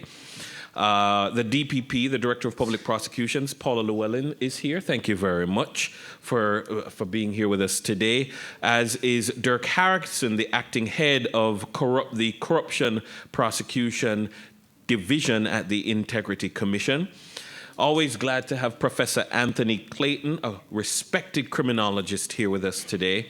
Jason Fraser is the country rep of the USAID. Thank you very much, and looking forward to hearing their presentations later today. At this time, I'm going to invite Alison Peart, the president of AmCham of Jamaica, to give the official welcome. Good afternoon, everybody. You know, we look so officious and so quiet. It's very, very important business, but I'm hoping today you're going to learn a lot more. You're going to leave here understanding more about some of the issues and, more importantly, with some solutions. Because it's one thing to speak about our issues, but if we don't find a solution, we're just a talk shop. And I love Nationwide on the radio, but we don't just want to talk. We want to come up with some solutions. So as the president of the American Chamber of Commerce in Jamaica, we thought it very important. We talk about how wonderful the economy was. Our last session was business unusual. But if we have crime issues, if people don't feel, Jamaicans don't feel comfortable going about their daily lives, if our foreign investors don't feel comfortable, if our children, who are our future, have issues, where are we as a nation? So we thought it very important to bring together a panel that would engage in the dialogue about crime, corruption, criminal justice. How does it affect our trade and investment? Because it makes no sense to talk about our GDP growing or our debt to GDP if we're dying. It makes no sense if our future is tied to crime. So this dialogue is very, very, very, very important, and I'm very happy you're here with us. Okay, the question today is how much crime and corruption and a dysfunctional justice system are actually inhibiting the development of Jamaica and inward investment. Because we don't just have one problem, we have quite a complex array of problems. And it's quite hard to know how much we should attribute to any one of these and how much any one of these is contributing to what has historically been a very low rate of growth and significant difficulties in attracting inward investment and retaining domestic capital and retaining human capital. These are the headline ones. We have one of the highest rates of violence in the world. We have a large number, a significant number of gangs. About 80% of our homicide are gang-related. The rest are primarily domestic violence. So the fact that we have a large number of gangs is clearly a major factor in maintaining one of the world's highest levels of homicide. There are fundamental challenges still in our system of governance. As I'll be going on to say in a few minutes, we have people in public life who help to create this problem with gangs and high levels of violence, and that link has never been yet severed, and that is still a challenge that we have yet to face. What, of course, that does is it undermines the moral authority of government. If you have a situation where all the bad guys are out there and everybody in government is honest and competent, it's not really very difficult to deal with the problems of crime. The problem is when the boundaries between the two are blurred, and when you have criminals who are getting high-level political protection. At that point, it's much, much harder to deal with the issues. Of course, what that feeds is a culture of cynicism, low trust, and that has a great deal to do with sustaining a high level of violence. In any country where you see that people do not trust the police and do not trust the justice system, they're much more likely to have recourse to violence to solve their issues and disputes. So it's partly reflecting the fact that we've still got deep weaknesses in our system of governance. But let's put this in a little context. There's only one demographic for whom violence is the leading cause of premature morbidity, which is young males, late teens, early 20s. For every other demographic, it's actually cheeseburgers that are more likely to kill you. We've got issues with, like every other country, with steeply rising rates of non-communicable diseases.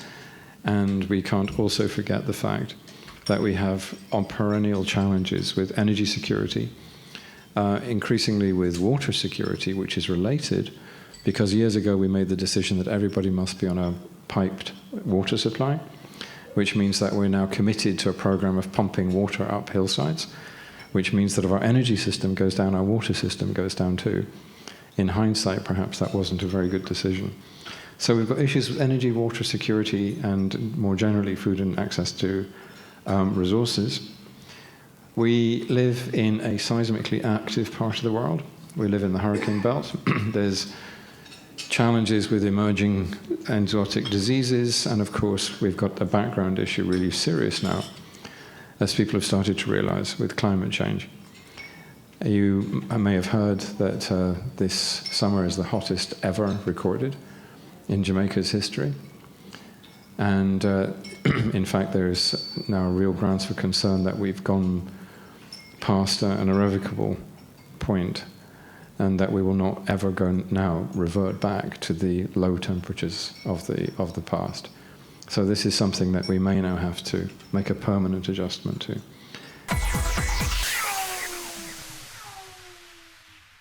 Business current affairs you can relate to.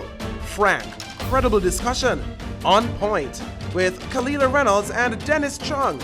Dissecting the issues, offering solutions to Jamaica's challenges. On Point, Thursdays at 8 p.m. on Business Access TV.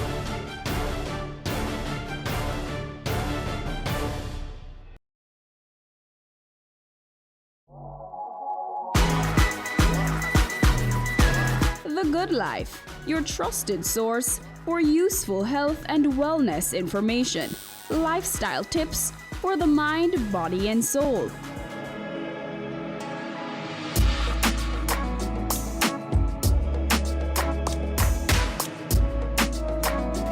Tune in Tuesdays at 8:30 p.m. on Business Access TV.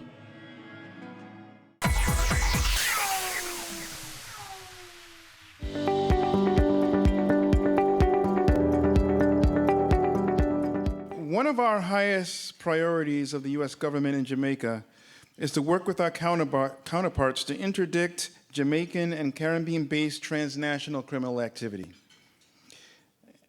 including narcotics and arms trafficking, trafficking in persons, and financial fraud targeting U.S. citizens.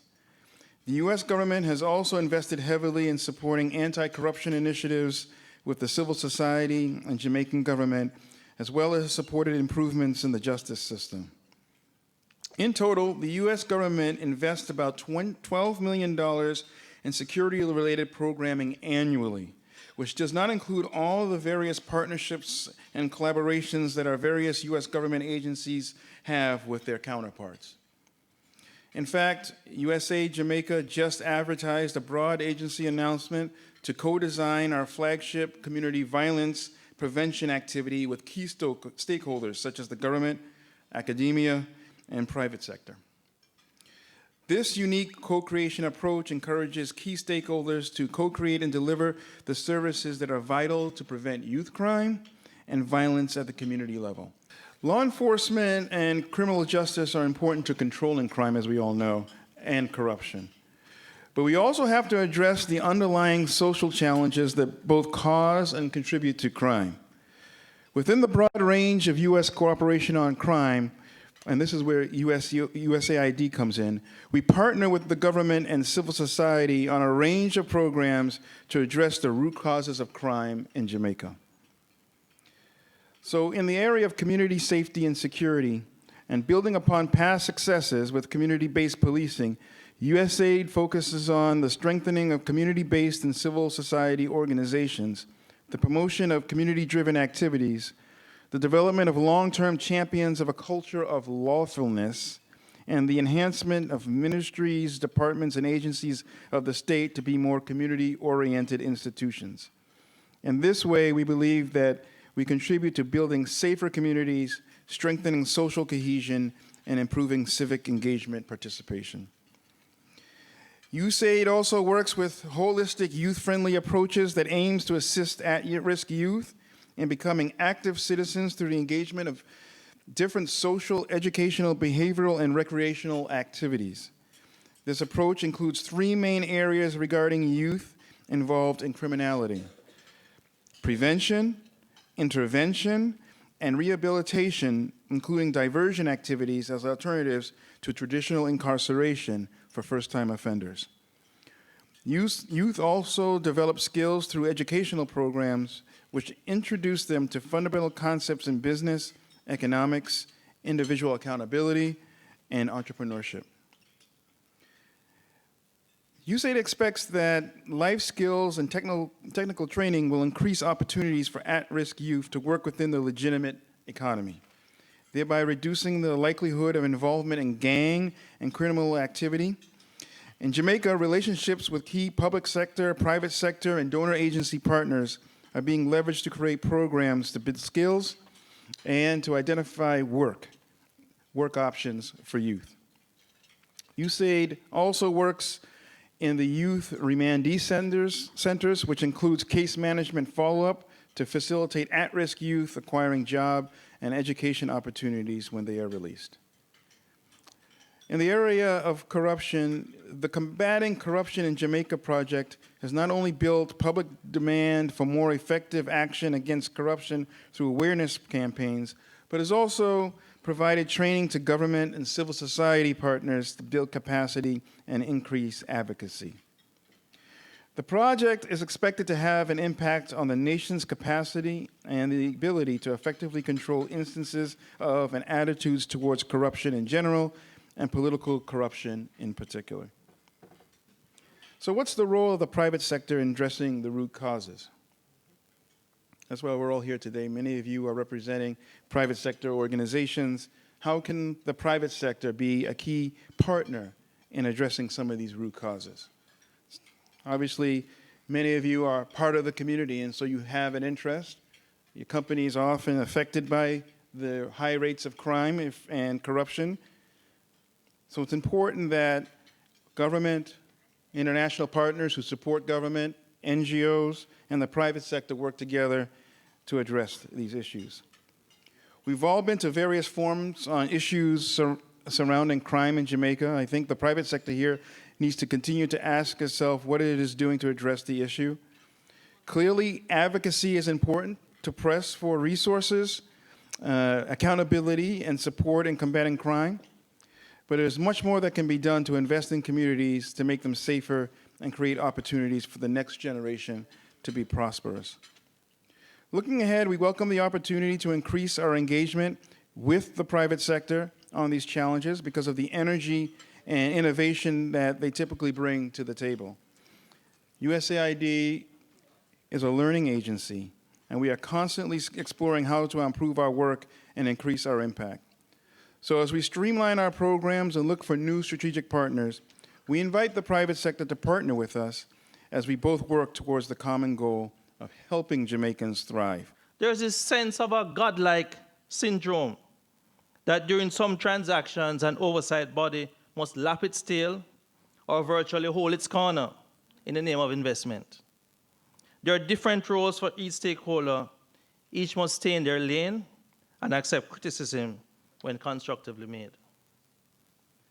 On the contrary, ladies and gentlemen, potential investors, in fact, should be happy that the business environment observes the rule of law and that democracy flourishes with built-in checks and balances. If I were an investor about to enter Jamaica, it's incumbent on me and my handlers to look out for red flags and indicators of the environment. I name a few on a list that is not exhaustive. 1, determine the role of the oversight body. It must be effective, efficient, fearless, and it must be respected. What, if any, comment does the oversight body have to say on a process or an investment opportunity that you wish to enter? The engagement, ladies and gentlemen, of investors and investor confidence, existing and thriving, must be viewed on a virtual 2-lane highway.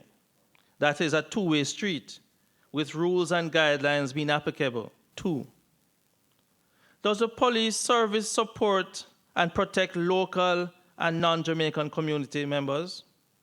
Do they communicate with all persons? Are they accessible at all times? Maintain a presence that the visitor or citizen believes and recognizes that if they do wrong, they'll be detected. But lines of communication must always be in place. For too long in this blessed country, the notion exists that unless someone knows you and you not knowing them, nothing will happen. That needs to end. In a time of real emergency, the joke is told, unless you have on speed dial a member of the police force, the response time to a complaint is sometimes unacceptable. Another thing that I would think an investor would look for, there must be a criminal justice system that is efficient and effective, and we must congratulate the learned Chief Justice for the renaissance and the role of the DPP's office in the renaissance that is taking place now. But we must also have financial services, a banking system, healthcare facilities. They must be adequate, to name a few components. Importantly, ladies and gentlemen, on Jamaica's stock exchange record, Michael Reagan, writing in Bloomberg Business Week, January 18, 2019, states the Jamaican stock exchange is the world's best performing. Its outperformance over the past 5 years is even more striking. Jamaica's stocks have surged almost 300%, more than quadrupling the next best performing national benchmark and septupling the S&P Standard & Poor's 500 advance. I make bold to say that the very important successes must be highlighted, with all the negatives on crime and violence reported in the last 48 hours in Jamaica. Also, the awards in the tourism sector must also be celebrated. However, we must do better. Ladies and gentlemen, what are some of the solutions? Government agencies must work together all the time and set aside jealousies and petty matters which have no place in a professional setting. Interagency cooperation and collaboration must be emphasized and practiced. We must build bridges and stop tearing down, emasculating, and ridiculing persons. The fact that you do not agree is no reason to disrespect. Professionalism is non-negotiable. We must have a review of the timelines to review governance structures. Oftentimes, pieces of legislation give you 3 years to review a legislation. You see in 1 year, nothing is happening. The parliamentary caucus needs to do something about that. We must enhance whistleblowing regimes and encourage the discourse, changing the discourse to, in my words, informer for live. Stop saying informer for dead, informer for live. I must admit, I'm an informer. I'm a proud one. I'm an informer. Tell me something today, I'm going to tell the police tomorrow.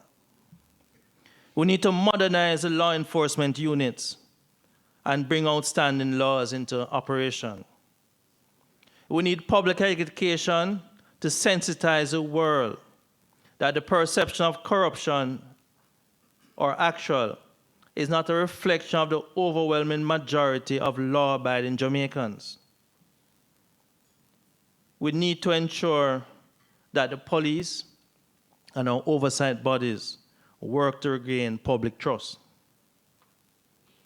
The police must maintain presence, not just in hotspots, but also generally. It will help to rebuild issues of insecurity. I pause here as I listen to Professor Clayton.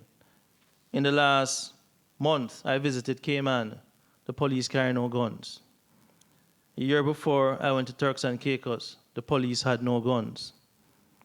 I visited Grenada a few times. The police had no guns. They have their problems, but I felt safe. I am walking in this, my beloved country, and we're turning and looking behind us every minute. But our Caribbean neighbors, and Professor Clayton showed us the figures, I feel safe. We need to look at that. Ladies and gentlemen, as I close, I reiterate that the government of Jamaica, the ministries, the departments, the statutory bodies, to name a few, must work united to create that package, that which is seen by the outside world, with all the various components and elements that they look at, and which they consider, and which will have the effect to harness growth and encourage investor confidence. But most importantly, we must leave our partners with the belief that integrity is non-negotiable. Honesty is paramount, not by word of mouth, but by our actions.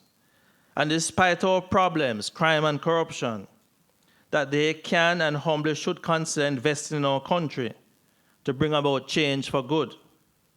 Acknowledging that the improvement of the basic standards of life may have the effect of changing behavior, but I readily admit we can't legislate for good behavior.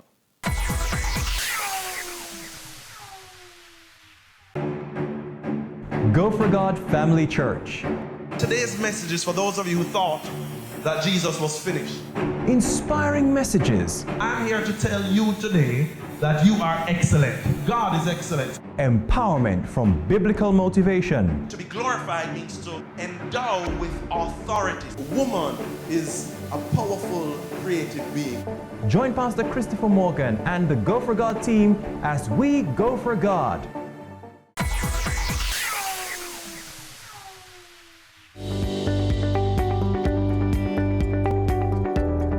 In respect of what it takes to inspire confidence, I'm a plain speaker, and I will say, I believe that what is happening in our country, education is the key. I believe that a lot of our children, some of those who come from environments where they are victims of poor and dysfunctional parenting, we need to reintroduce civics in all its forms back within the schools from the time of the basic school, because there are a lot of our children. People complain that, okay, are the schools not doing enough? But they may go to school, the teachers try their best, and they go back into an environment that is like a black hole of nothingness, because there's no value system, no values, positive values and attitudes. And yet if you take that child and you put that child in another environment, you have intervention, positive intervention, you would be surprised to see the beautiful diamond coming from the rough. So I'm really a big believer in education. Now, another pet peeve of mine is that, and I prosecute police officers, I do not subscribe to the throwing the baby with the bathwater approach. Everybody knows their functions best. But I am not a public official who believes, unless it is necessary in the interest of justice, to make gratuitous comments in terms of seeking to tear down my colleagues anywhere. And I am not into using speculation to put out there to join the call for crucify him, crucify her in the public domain, where you have the court of public opinion demanding, just like the little old ladies who were knitting at the time in the Tale of Two Cities and saying for the noblemen, chop off their heads. I am not into that. at the Director of Public Prosecution's Office, we deal with two things: the law and evidence. Personal emotion, personalities, we are not into it. So even if the court of public opinion or any other opinion would like to see the guillotined head of an individual on a platter, if there is no evidence to prosecute, to mount a viable prosecution, then as a matter of law, we have to say so. And I will say, and it's the first time I'm saying it publicly, first time, and I say it with the greatest of respect, that this is why on occasion, when I've been asked privately, I have registered privately a concern when you have no firewall between agencies that both investigate and prosecute. Because if you are not careful, you run away in the court of public opinion, and the court of law has to catch up. And by the time it gets to court, after a lot of reputational damage has been done, when you look at it and the defense counsel gets up and says, they are putting the prosecution in limine to prove what is there, the judge asks, and when you pare away what is there, there's nothing there as a matter of law. So sometimes in the court of public opinion, the members of the public would want to see one thing, but both the police and I know that in the court of law, it's either you have to have cogent, credible, reliable, admissible evidence. If you don't have it, then no matter how egregious the conduct of an individual is, then you don't have a case. Then you have to look at the second layer in terms of governance and accountability. And this is where public opinion, civil society can force the government of the day to make sure that all the particular oversight agencies, that they have teeth, that they are well structured, and that the will, the political will is there to make sure that the teeth are not rickety in the oversight agencies, but they can stand up. In other words, if you put a piece of cane in the mouth of the teeth of that oversight agency, the teeth won't come out. It is the cane that will suffer damage.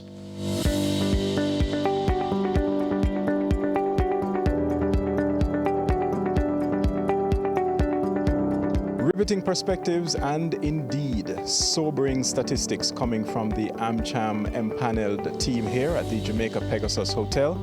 You're watching Business Access TV, serious about business.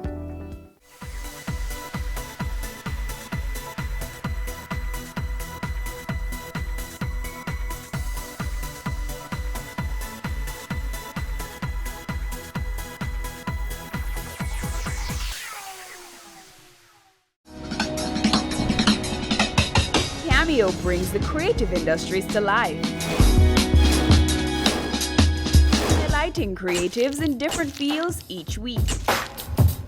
Art. My life turns art. I breathe, I eat art. Fashion. Food. Without a customer, we're nothing but four walls. Music. Film. Cameo, only on Business Access TV. On this episode of Wealth Magazine Business Access, Managing Director of Biz Tactics Limited, Sandra Glasgow, tells us about her educational pursuits. So I don't regret the fact that I did a science degree because it's really molded the way that I think about problems. Facilitating the growth of Jamaican businesses. I get more satisfaction from helping people because there are hundreds of Jamaican businesses who have passed through my hands. And being committed to nation building. I just have a lot of passion for the stuff that I do, and I love it.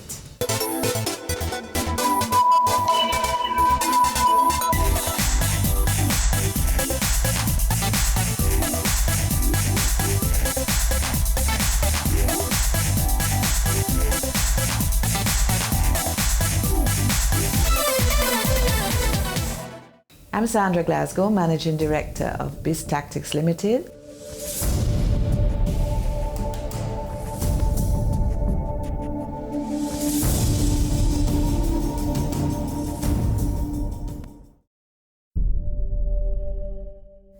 So I'm the first child, and everybody tells me I'm bossy because of that.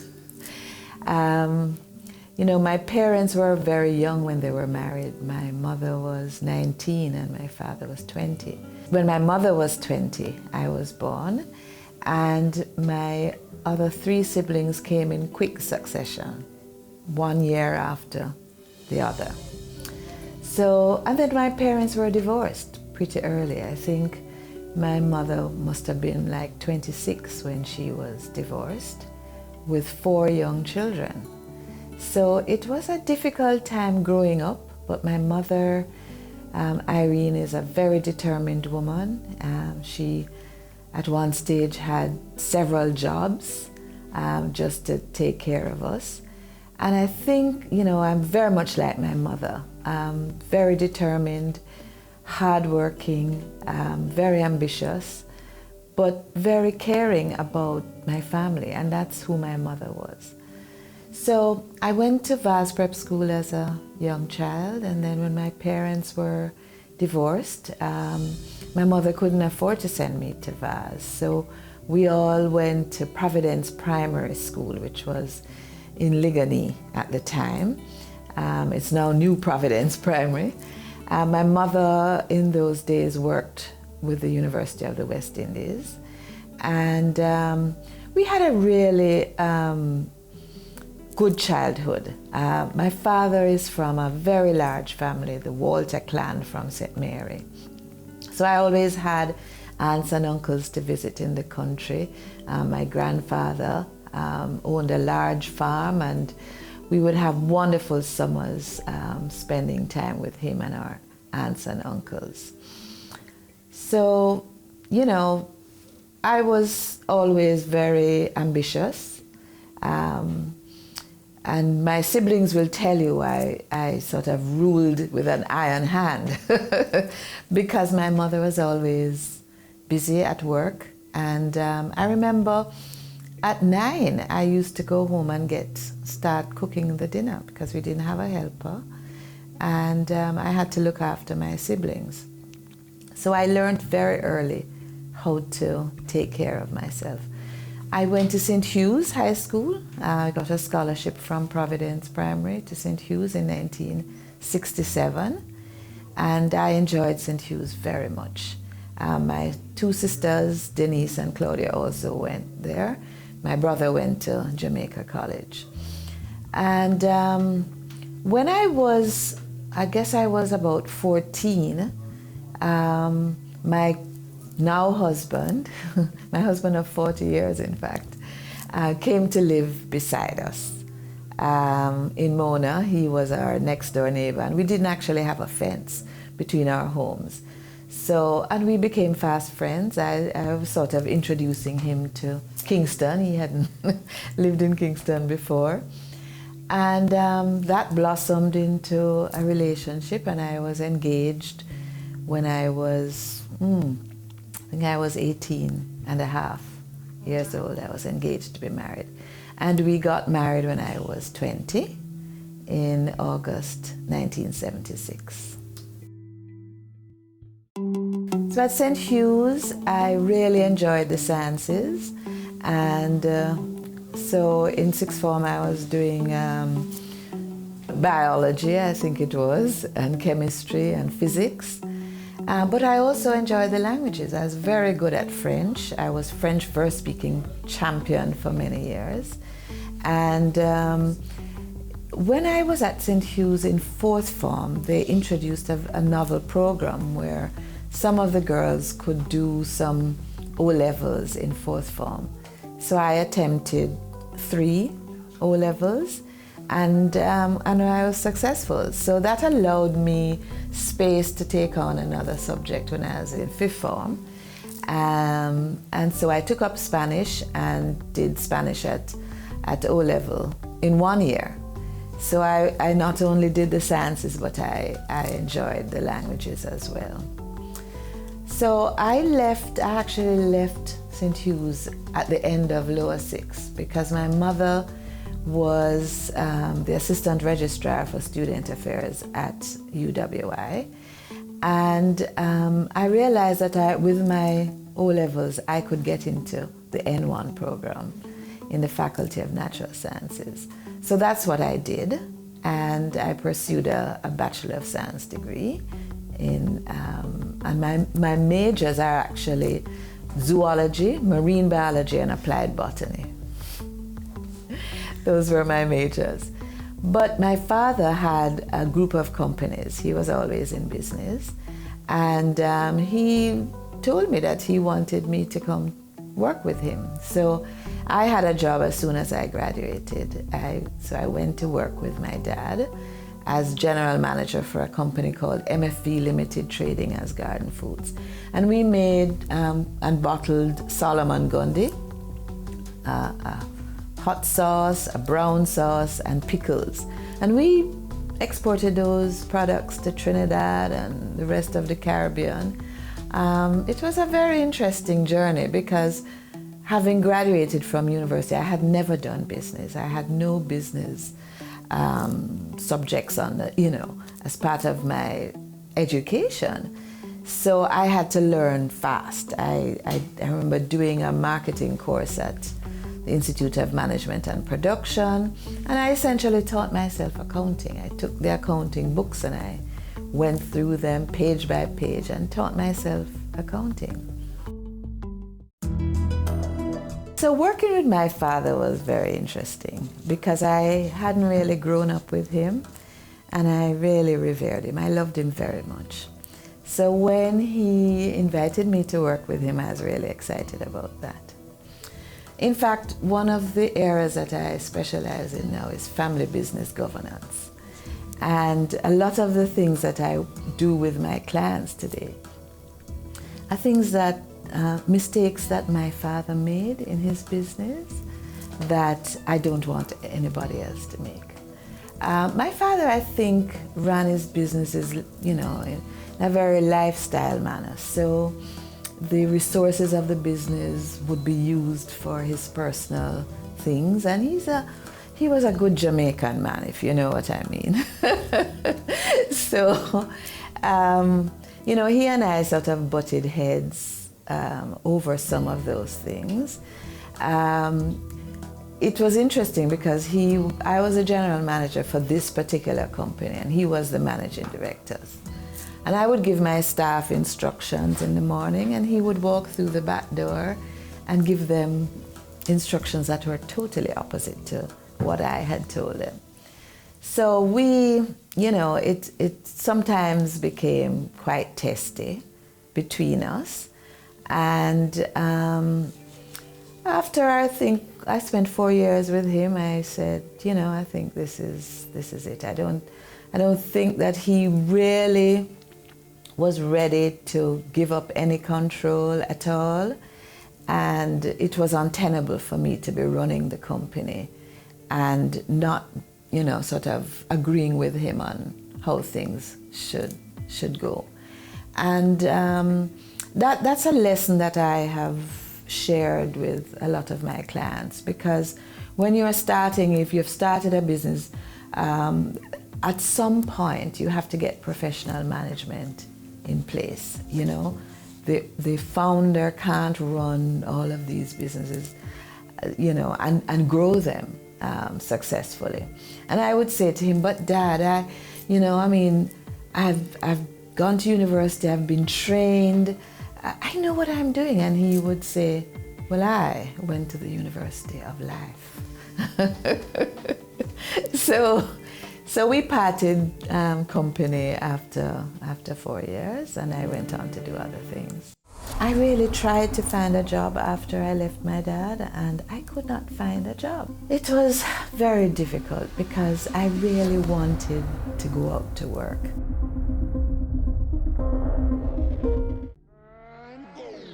Career Moves has always explored interesting careers, highlighting all you may not have known about them. This season is no different. Coming back to Jamaica, everyone's like, Fizzy what? Fizzy who? When you find a bright boy or girl in the class and people say, what are you going to be? The parents will say, you have to go be a doctor, you have to go be a lawyer.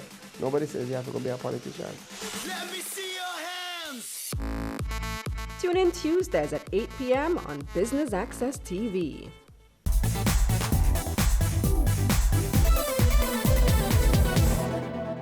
So there's a story I tell my students all the time, because after I left my dad, by this time I had 2 young children, 2 daughters, and my husband wanted me to stay home to look after them. And I had resisted that, all along. I didn't want to do that, but I really tried to find a job after I left my dad, and I could not find a job. So I said, okay, I'll stay home with the girls. And it was very difficult because I really wanted to go out to work.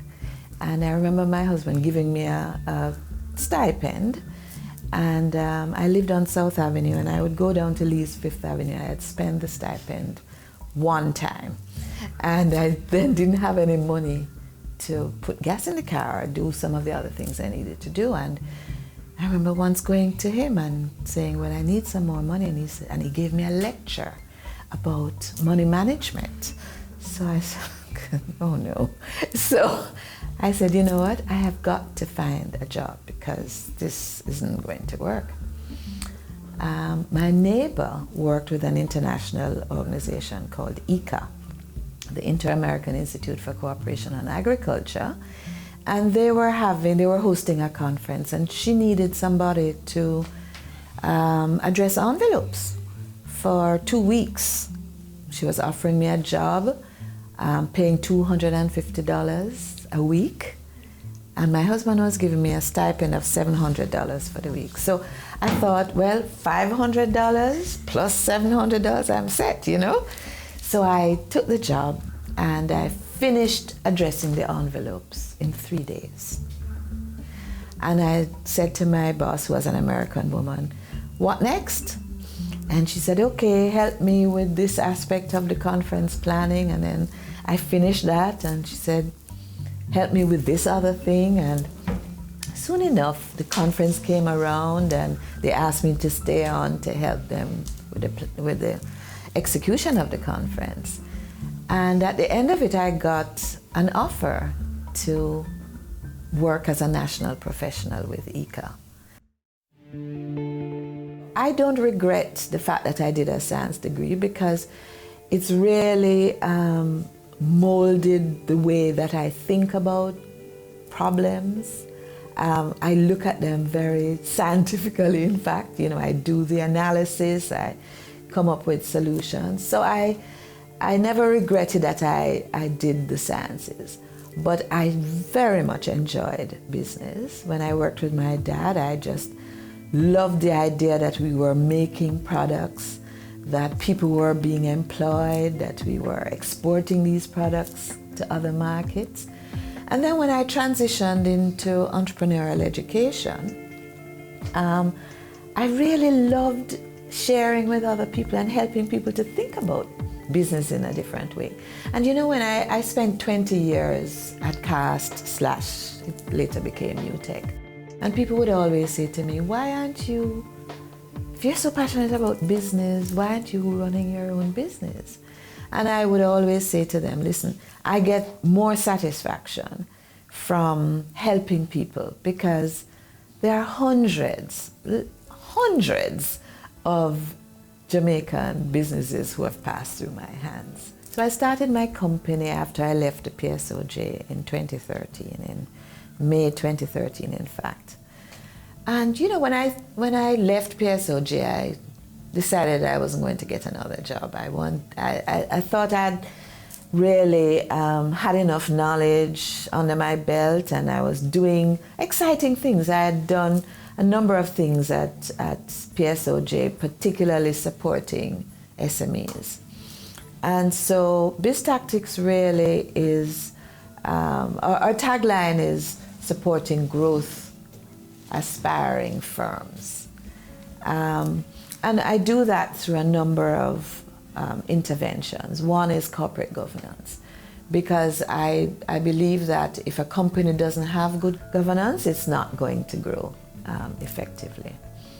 So, as I said earlier, I work with companies to set up their boards and to make, to bring in accountability and transparency and discipline. A number of small businesses don't have financial statements, they don't know where they are, they don't have strategic plans, so we work with companies to prepare their strategic plans. We help with the policies, the sort of operational framework that they need. And what I say to the companies that I work with, and most of them are really aspiring to become big businesses in the future. Some of them are hoping to list on the stock exchange. And I say to them, if you install these governance processes early, you will have the level of discipline and the accountability that will propel your company to growth. So that's what I do. I'm a trained trainer, so I'm trained in ethics for SMEs. I am knowledgeable about business incubation and acceleration, knowledgeable about angel investing. So I bring all of this knowledge base to bear in my work for BizTactics. One of my great desires is to see our economy grow. We've had so many years of economic stagnation. I mean, we're seeing the green shoots now. But I firmly believe that significant growth is only going to come through private sector endeavors. So, the more companies we have starting and growing, the more the economy is going to grow. More people are going to be employed. Those companies are going to pay more taxes. We're going to, create innovations, and we're going to put Jamaica on the map. I would say the last 30 years of my work has been towards this end. And so I have been doing a lot of work to look at the whole ecosystem for developing businesses in Jamaica. The DBJ is doing a great job, by the way, of pulling a number of the players together to make sure that whatever gaps exist are filled. And there are a number of things that I think we still need to do. Entrepreneurial education, I think, ought to start in the primary schools and be available in the secondary schools and at universities. I just have a lot of passion for the stuff that I do, and I love it. I love what I do. It's not hard to be motivated because I really love the work that I do. Your business matters. Business Access TV offers you the most innovative and effective advertising solution for your business, specializing in B2B sales, cost-effective solutions, the customers you want, the repetition you need. No matter the size and nature of your company, your business matters. Call us at 876-618-2870 or email us at sales@batvja.com. Business Access TV, serious about business. They say it takes a village to raise a child, but the world will one day need the leadership of that child. The time you spend with your child matters. It stimulates their minds and shapes the way they act. Talk with your children. Help them to better understand the world around them and to value what is truly precious. Above all, the most valuable gift you can give them is love. Play, talk, teach, love. Take the time. It makes all the difference. A message from the Parenting Helpline and Ad Council Jamaica.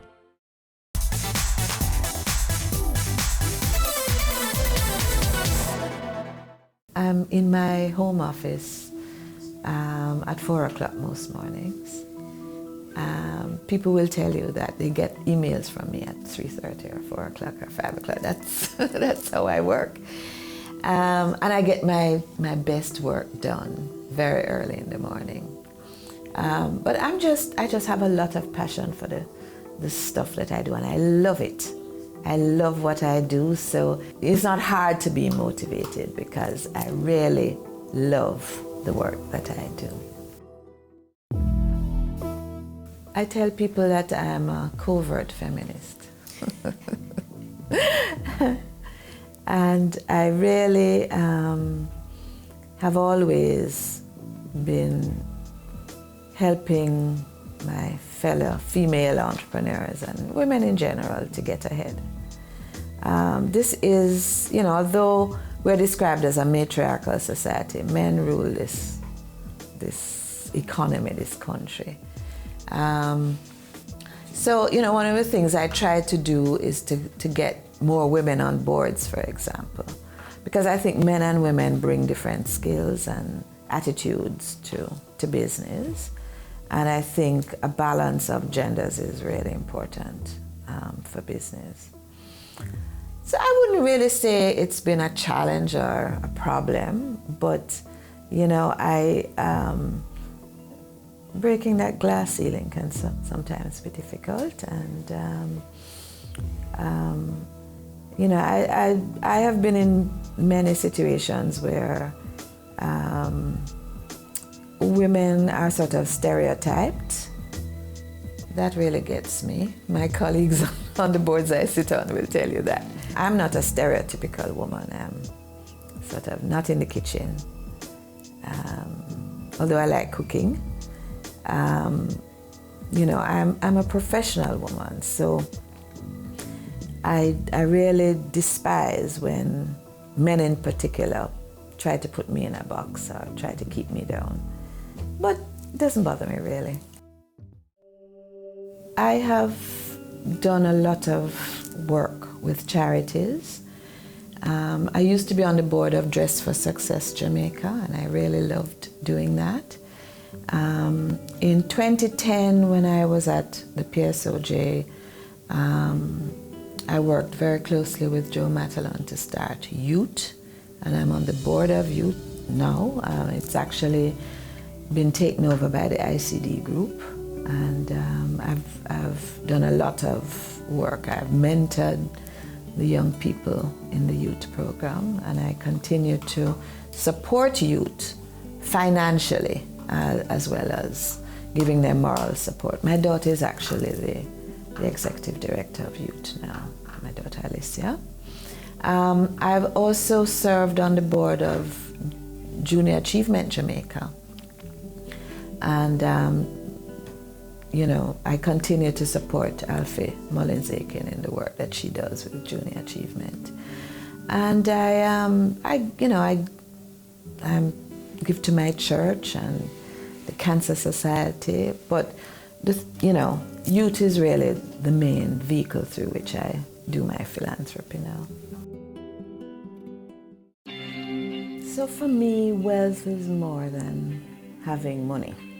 I think having money is important because you want to live, and I enjoy living a certain lifestyle.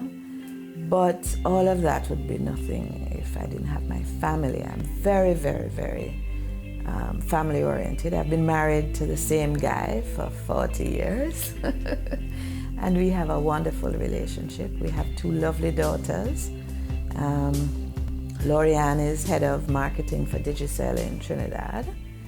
And my younger daughter, Alicia, is executive director for youth.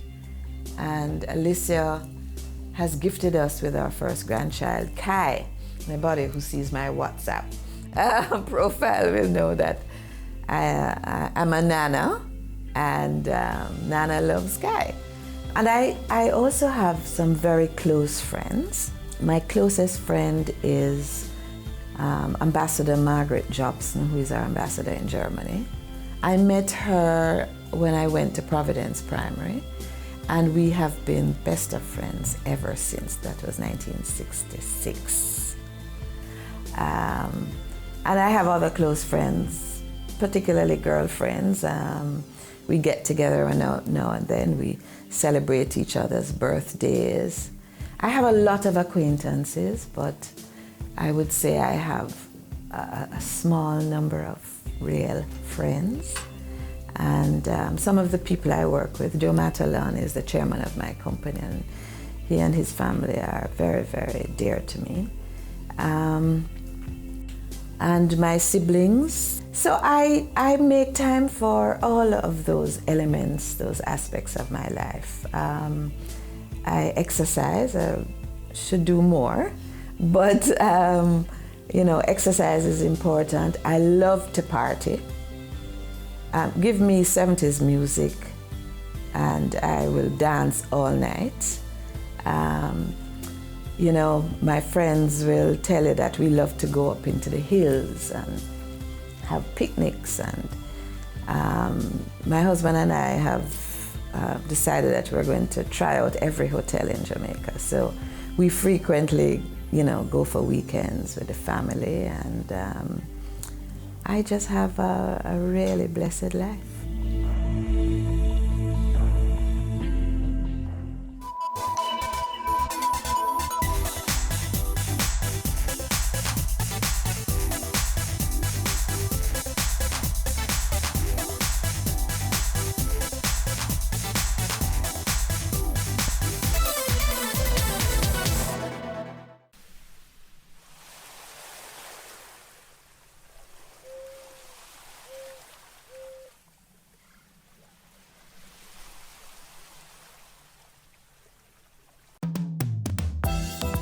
The Caribbean is a rich biodiversity hotspot.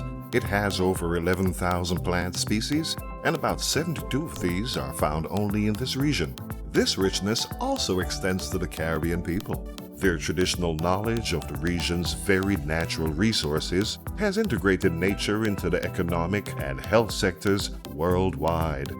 It has also drawn many to research and use the region's biodiversity for medicinal, cosmetic, and pharmaceutical purposes. For example, the glaucoma medication Canosol is made from cannabis. However, Caribbean islands have fallen prey to biopiracy, where a country's resources are accessed and developed commercially, but the country gets little or no benefit from it. As the world benefits from the Caribbean's biodiversity, countries need to be compensated for their commercial use. Lawmakers need to ensure that their countries are legally prepared to give access to and benefits from commercial use of genetic resources. To ensure prior informed consent and mutually agreed terms of access established by the Nagoya Protocol, the Global Environment Facility, GEF, United Nations Environment Program, UNEP, and the International Union for the Conservation of Nature, IUCN, are jointly providing support to countries at different levels in order to advance towards functional access and benefit sharing. Under the Nagoya Protocol, countries from which natural resources are obtained for commercial developments are entitled to compensation. It also ensures indigenous knowledge from groups such as the Maroons, Rastafarians, and Amerindians can be credited and compensated if their traditional knowledge has been used for commercial purposes. Caribbean islands are putting the Nagoya Protocol in their legislative framework to safeguard their country's biodiversity and traditional knowledge. Let us all work together to protect our resources, do valuable research, and reap the benefits of sustainable bioprospecting in the region.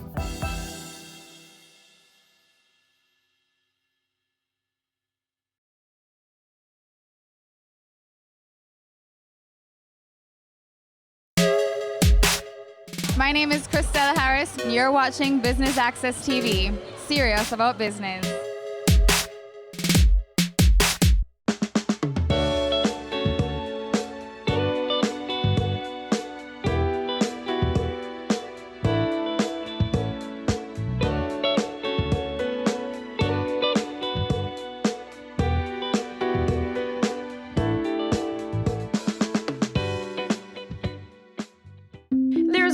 That allows young people in Jamaica to learn a skill and gain meaningful employment. It's called the Youth Upliftment Through Employment, YOUT.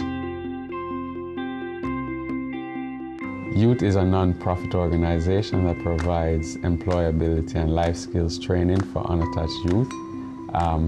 That's young people who are neither in an educational institution nor employed, and we provide them with life skills and employability training through a number of our programs. Youth targets young people between the ages of 16 to 29 from the inner city communities of Kingston, St. Andrew, and St. Catherine. There are a couple criteria that we try and meet. Those include, as I said, the age group cohort of 16 to 29. They would have to be unattached, meaning that they are not in an educational institution or employed.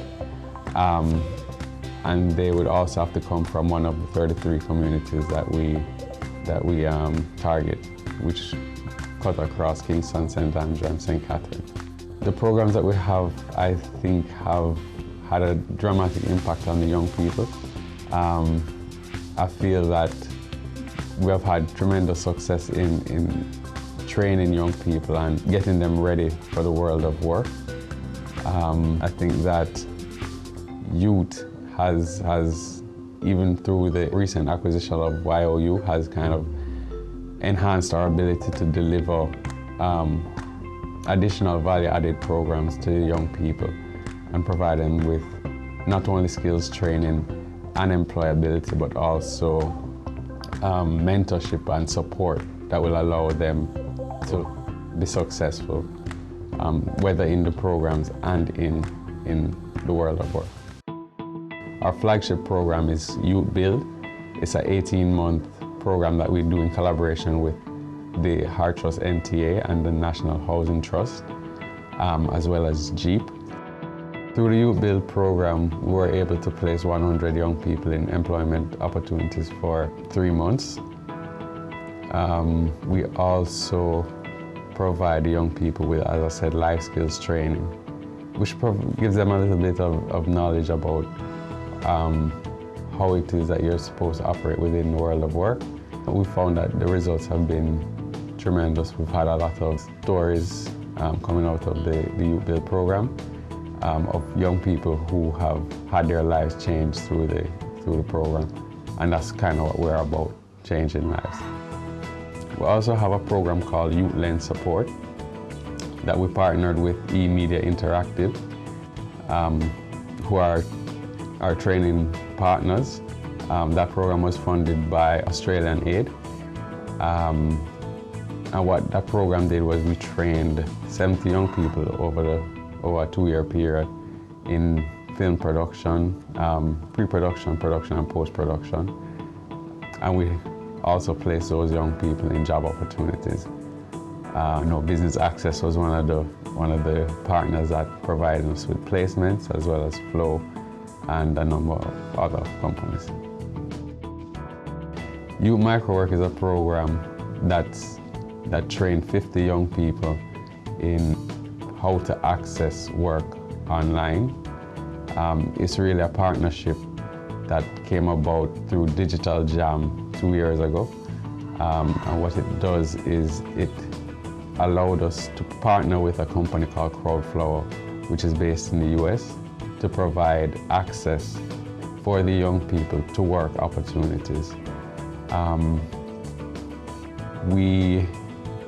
We've also provided the young people with leadership training, and we're looking to soon have financial literacy training for all of those participants, so that they're not only able to make the money, but they're able to be more aware of how to best use the money that they're making online to better themselves.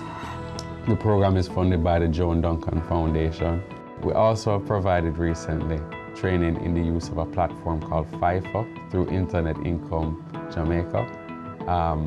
And so we wanted to make sure basically that all these young people have a myriad of ways to access work opportunities so that they can be more successful. Internet Income Jamaica working with youth, and we are just having a training here where we are teaching persons how they can make money online. So you know that we're having the economy issue where persons unable to find a job. So what we're doing is we're showing them how they can actually make money online through freelancing. So it's just basically working in exchange for money. So you don't have to be in a physical job to actually work. So we introduce them to this site where persons are looking for a person to do like data entry or transcription or video editing. So we just facilitate that. The thing is to set up your profile and to set it up properly. So that's what we actually teach, how to set it up properly. I was informed that there was going to be a workshop or training for us, additional training. And I didn't know that it was Income Jamaica because I've heard about it and I'm psyched, especially because there are categories that are so broad and it encompasses everything that I can do. So I am willing and prepared to do my best and just enjoy this. Coming up on Caring Hands.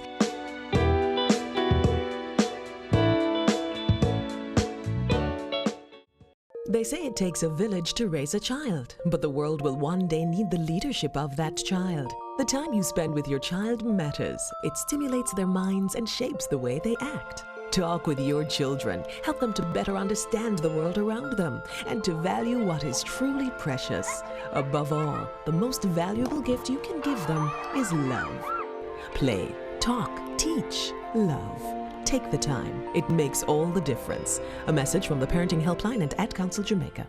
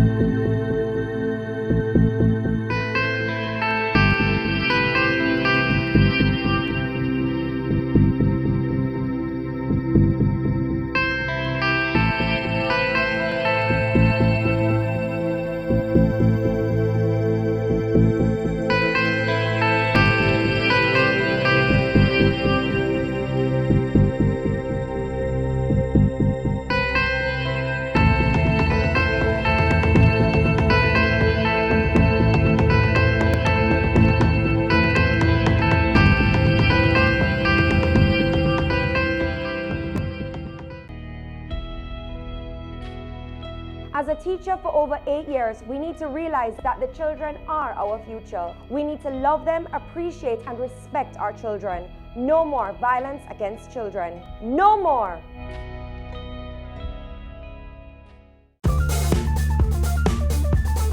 I'm Usain Bolt, the fastest man in the world, and you're watching Business Access.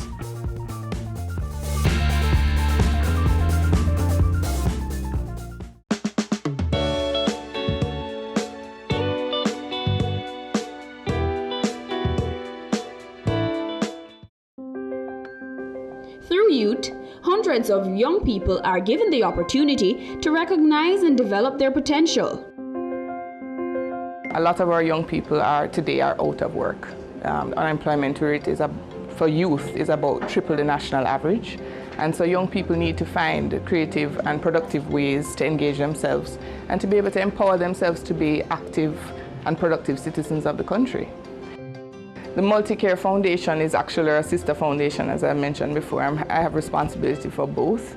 And the MultiCare Foundation actually treats with a target market of 6 to 18 years old. And these are youngsters from vulnerable communities. And so 2016 will also mark increased and improved synergies between youth and the MultiCare Foundation, as well as our partnership with YOU. We have acquired YOU, and YOU now will extend its mentoring program to all the programs that are housed with youth. So that's MultiCare, Youth, YOU, Fight for Peace, and NEO. One of the things that I like to share with young people is they have to create a vision for themselves. That's the starting point. We are here, though, to help them to define a path for themselves. It's even with people who are educated and have skills, work is hard to find out there. So We encourage our young people to get in touch with us, see if we have a program that's a good fit for you. What's your alternative? Youth has a board of directors, a number of volunteers who have really been very helpful in getting us thus far. We have recently collaborated and are working towards a merger with the Multicare Foundation, which is an ICD foundation, and that the Multicare Foundation supports younger people from age 6 to 18.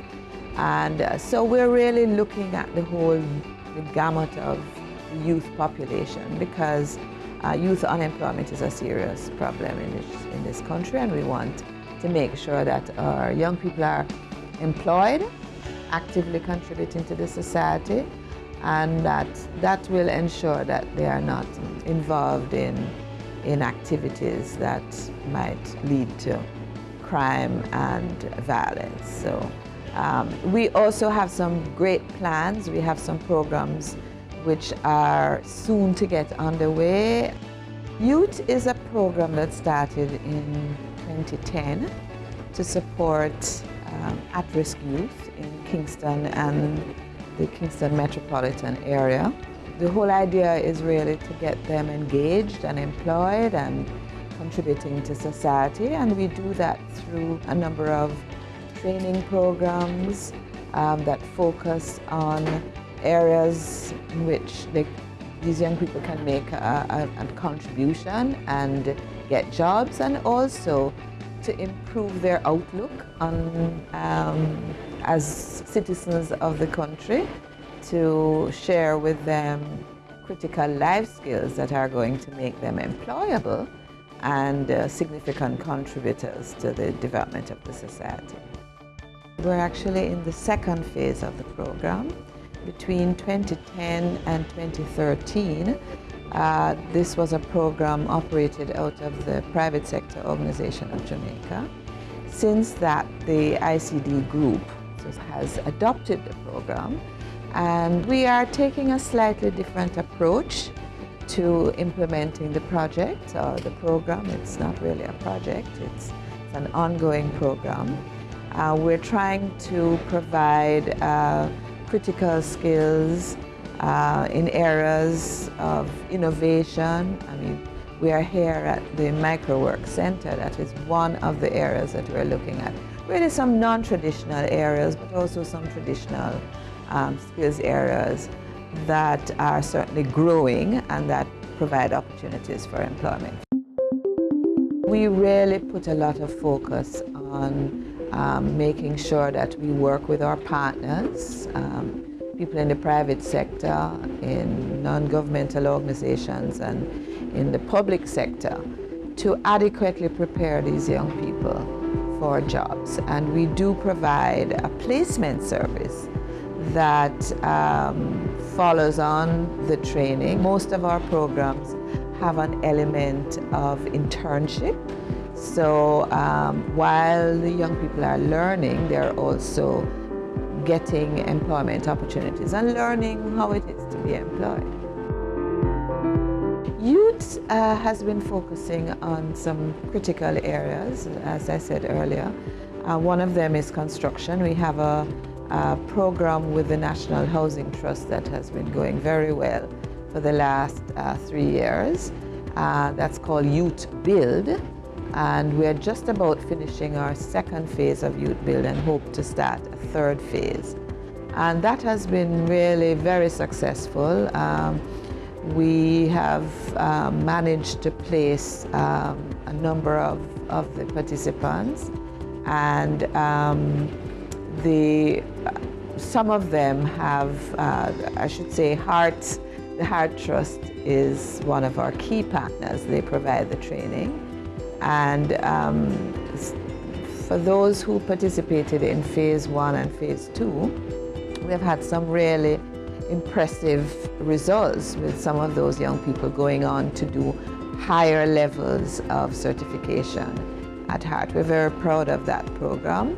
As you can see here, the young people are learning how to generate income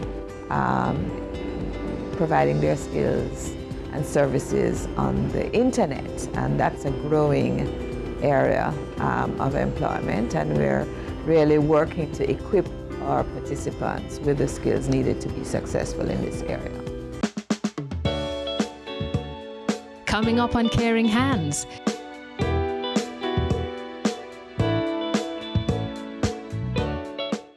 It's season 12, and Wealth Magazine Business Access is here to keep you business savvy. With an impressive mix of some of Jamaica's most inspiring business moguls, we continue to keep Jamaica informed, empowered, and ready to dominate. Tune in Sundays at 5 p.m. only on BATV. You're watching Business Access. Business Access. Business Access. Business Access TV. Serious about business.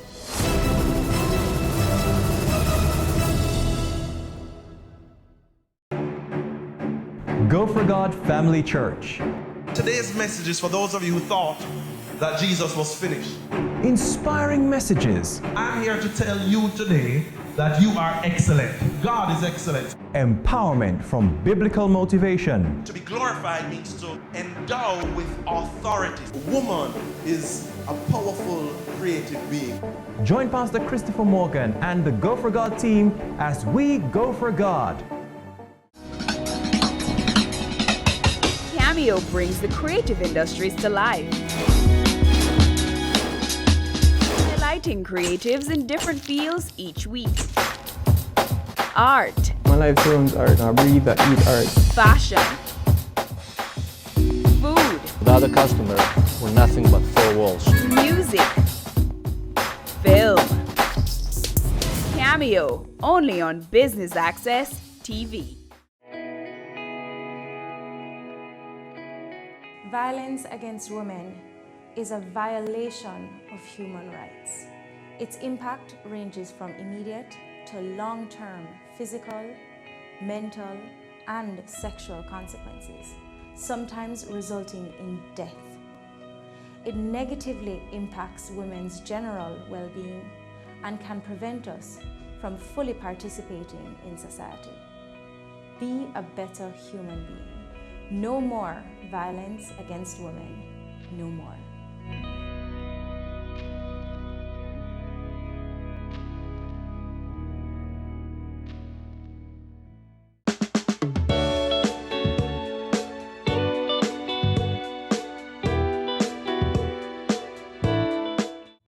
David, Raven, and Ricardo are all participants of the youth program. They are all interns at eMedia. The youth program overall, it was a great experience, and I liked the whole thing. I learned a lot from it, and it helped me a lot to get myself in a job. I hear about the program from a close friend of mine who introduced me to it and told me to join the program as well. Everything changed because pretty much I liked the whole grasp of the fundamental and how youth program set up, where I learned video editing, you name it, the whole video production. So I started at the basic experience before I actually go on to the actual work. I'm working at eMedia Interactive Group Limited, and my role here is photographer. And I do video editing from time to time and graphic design. For youths out there, like who's probably thinking that it is hard to get a job out there now. You see, if you get the opportunity to actually come on board on the youth program, take very great interest of it and just do it at the best ability and just be you, be yourself, and just be real as possible. What I want to say to youth is thanks a lot, because I learn a lot from them and myself individually, and the world of work and how it's been experienced. My name is Ricardo here. I took part in the Youth Line Support Program in 2014. It actually opened my eyes to a field that I've always been curious about. Before, I never really had much experience with it. But now it's like, whoa, there's so much to it. I love editing and I love filming. Just me and my friends just have crazy ideas and we just shoot stuff, edit it, just for fun.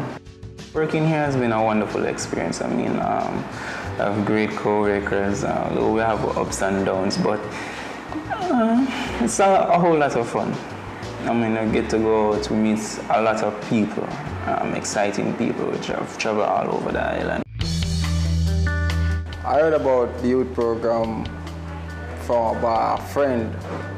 He told me about the program and asked me if I'm interested, and I said yes. So he gave my contact to some people and I got a call, I believe the day after.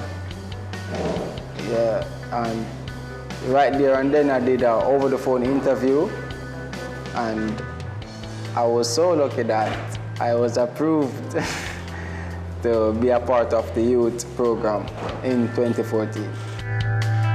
At the youth program, I was mainly focusing on directing. I was a developing director. Yeah, so being through youth, we were split into a group of 5. My group, we were very excellent, but we have flaws, like a lot.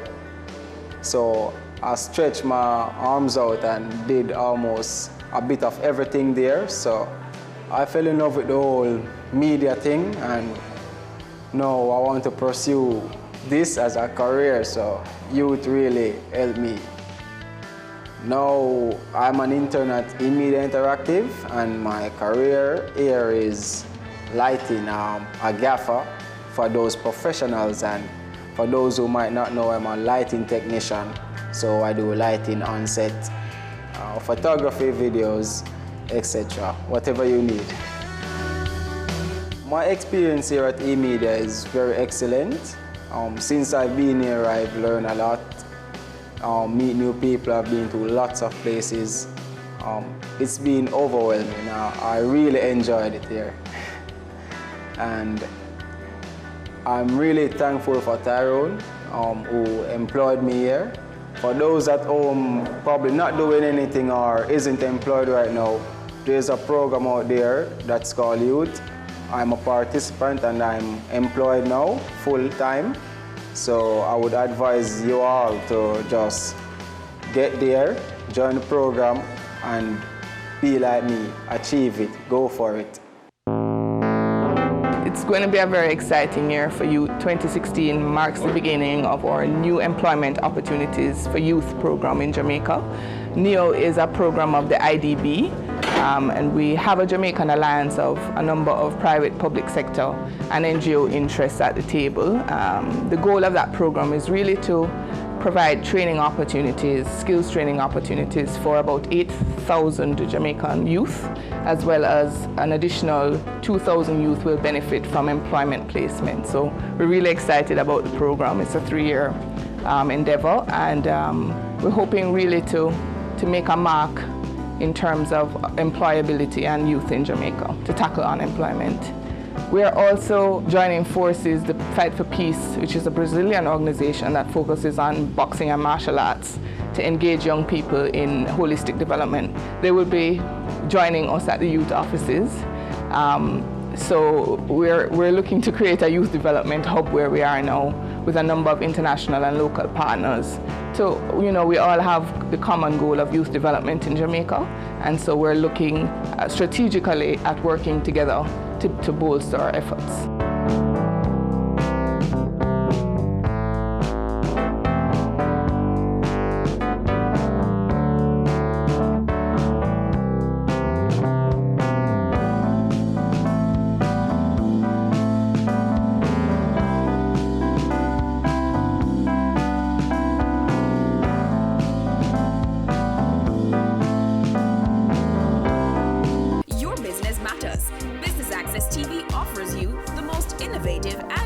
Advertising solution for your business, specializing in B2B sales, cost-effective solutions, the customers you want, the repetition you need. No matter the size and nature of your company, your business matters. Call us at 876-618-2870 or email us at sales@batvja.com.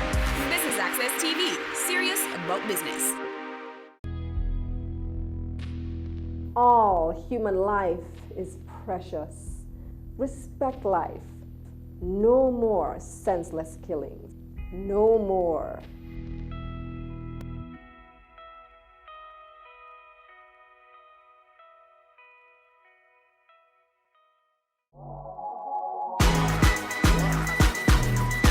The Good Life, your trusted source for useful health and wellness information, lifestyle tips for the mind, body, and soul.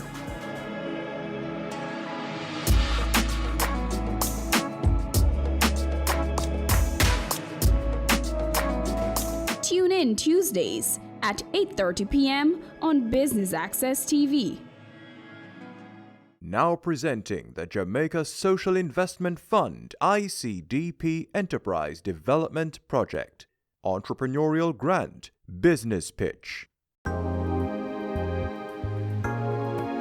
This project is a $100 million grant that's seeking to target 50 small and micro business enterprises and give them training, capacity development, equipment, permits and license towards the development and the viability of their business. We have made a call for proposal in March of this year for entrepreneurs to submit for the opportunity to receive a grant between $1 and $5 million.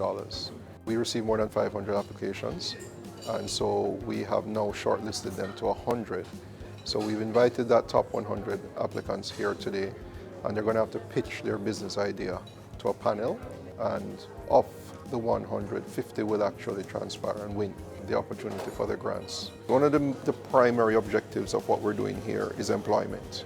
We want the business to be able to sustain not only the principals as the owners, but we also want the business to be able to employ at least 2 people. The next part of it, as we do in all of our projects like this, is it provides a learning instrument of how we can engage small and micro enterprises and take them to the next level. Why we're doing this rigorous process? Because we want to identify the best potential entrepreneurs for this project. And keep in mind that we are speaking about a loan, so we want to ensure that applicants are committed, and that from a sustainability point of view, that upon receiving the support from JSIF, that in 2 or 3 years, the enterprises will still be operational and the broader objective of the project would be achieved. Once we have now equipped them and they should be ready to start their production line going, we'll then have a mentorship component.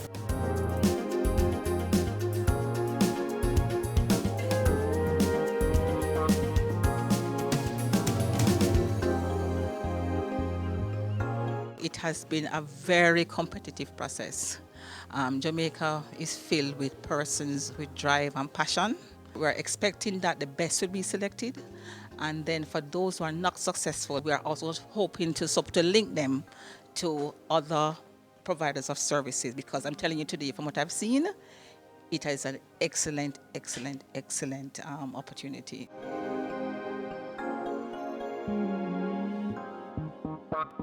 It's worthy of note that many persons coming here today already have some kind of semblance of a business, but they need the additional support to move that business to the other level, as well as some persons that come in with those proposals to start from scratch.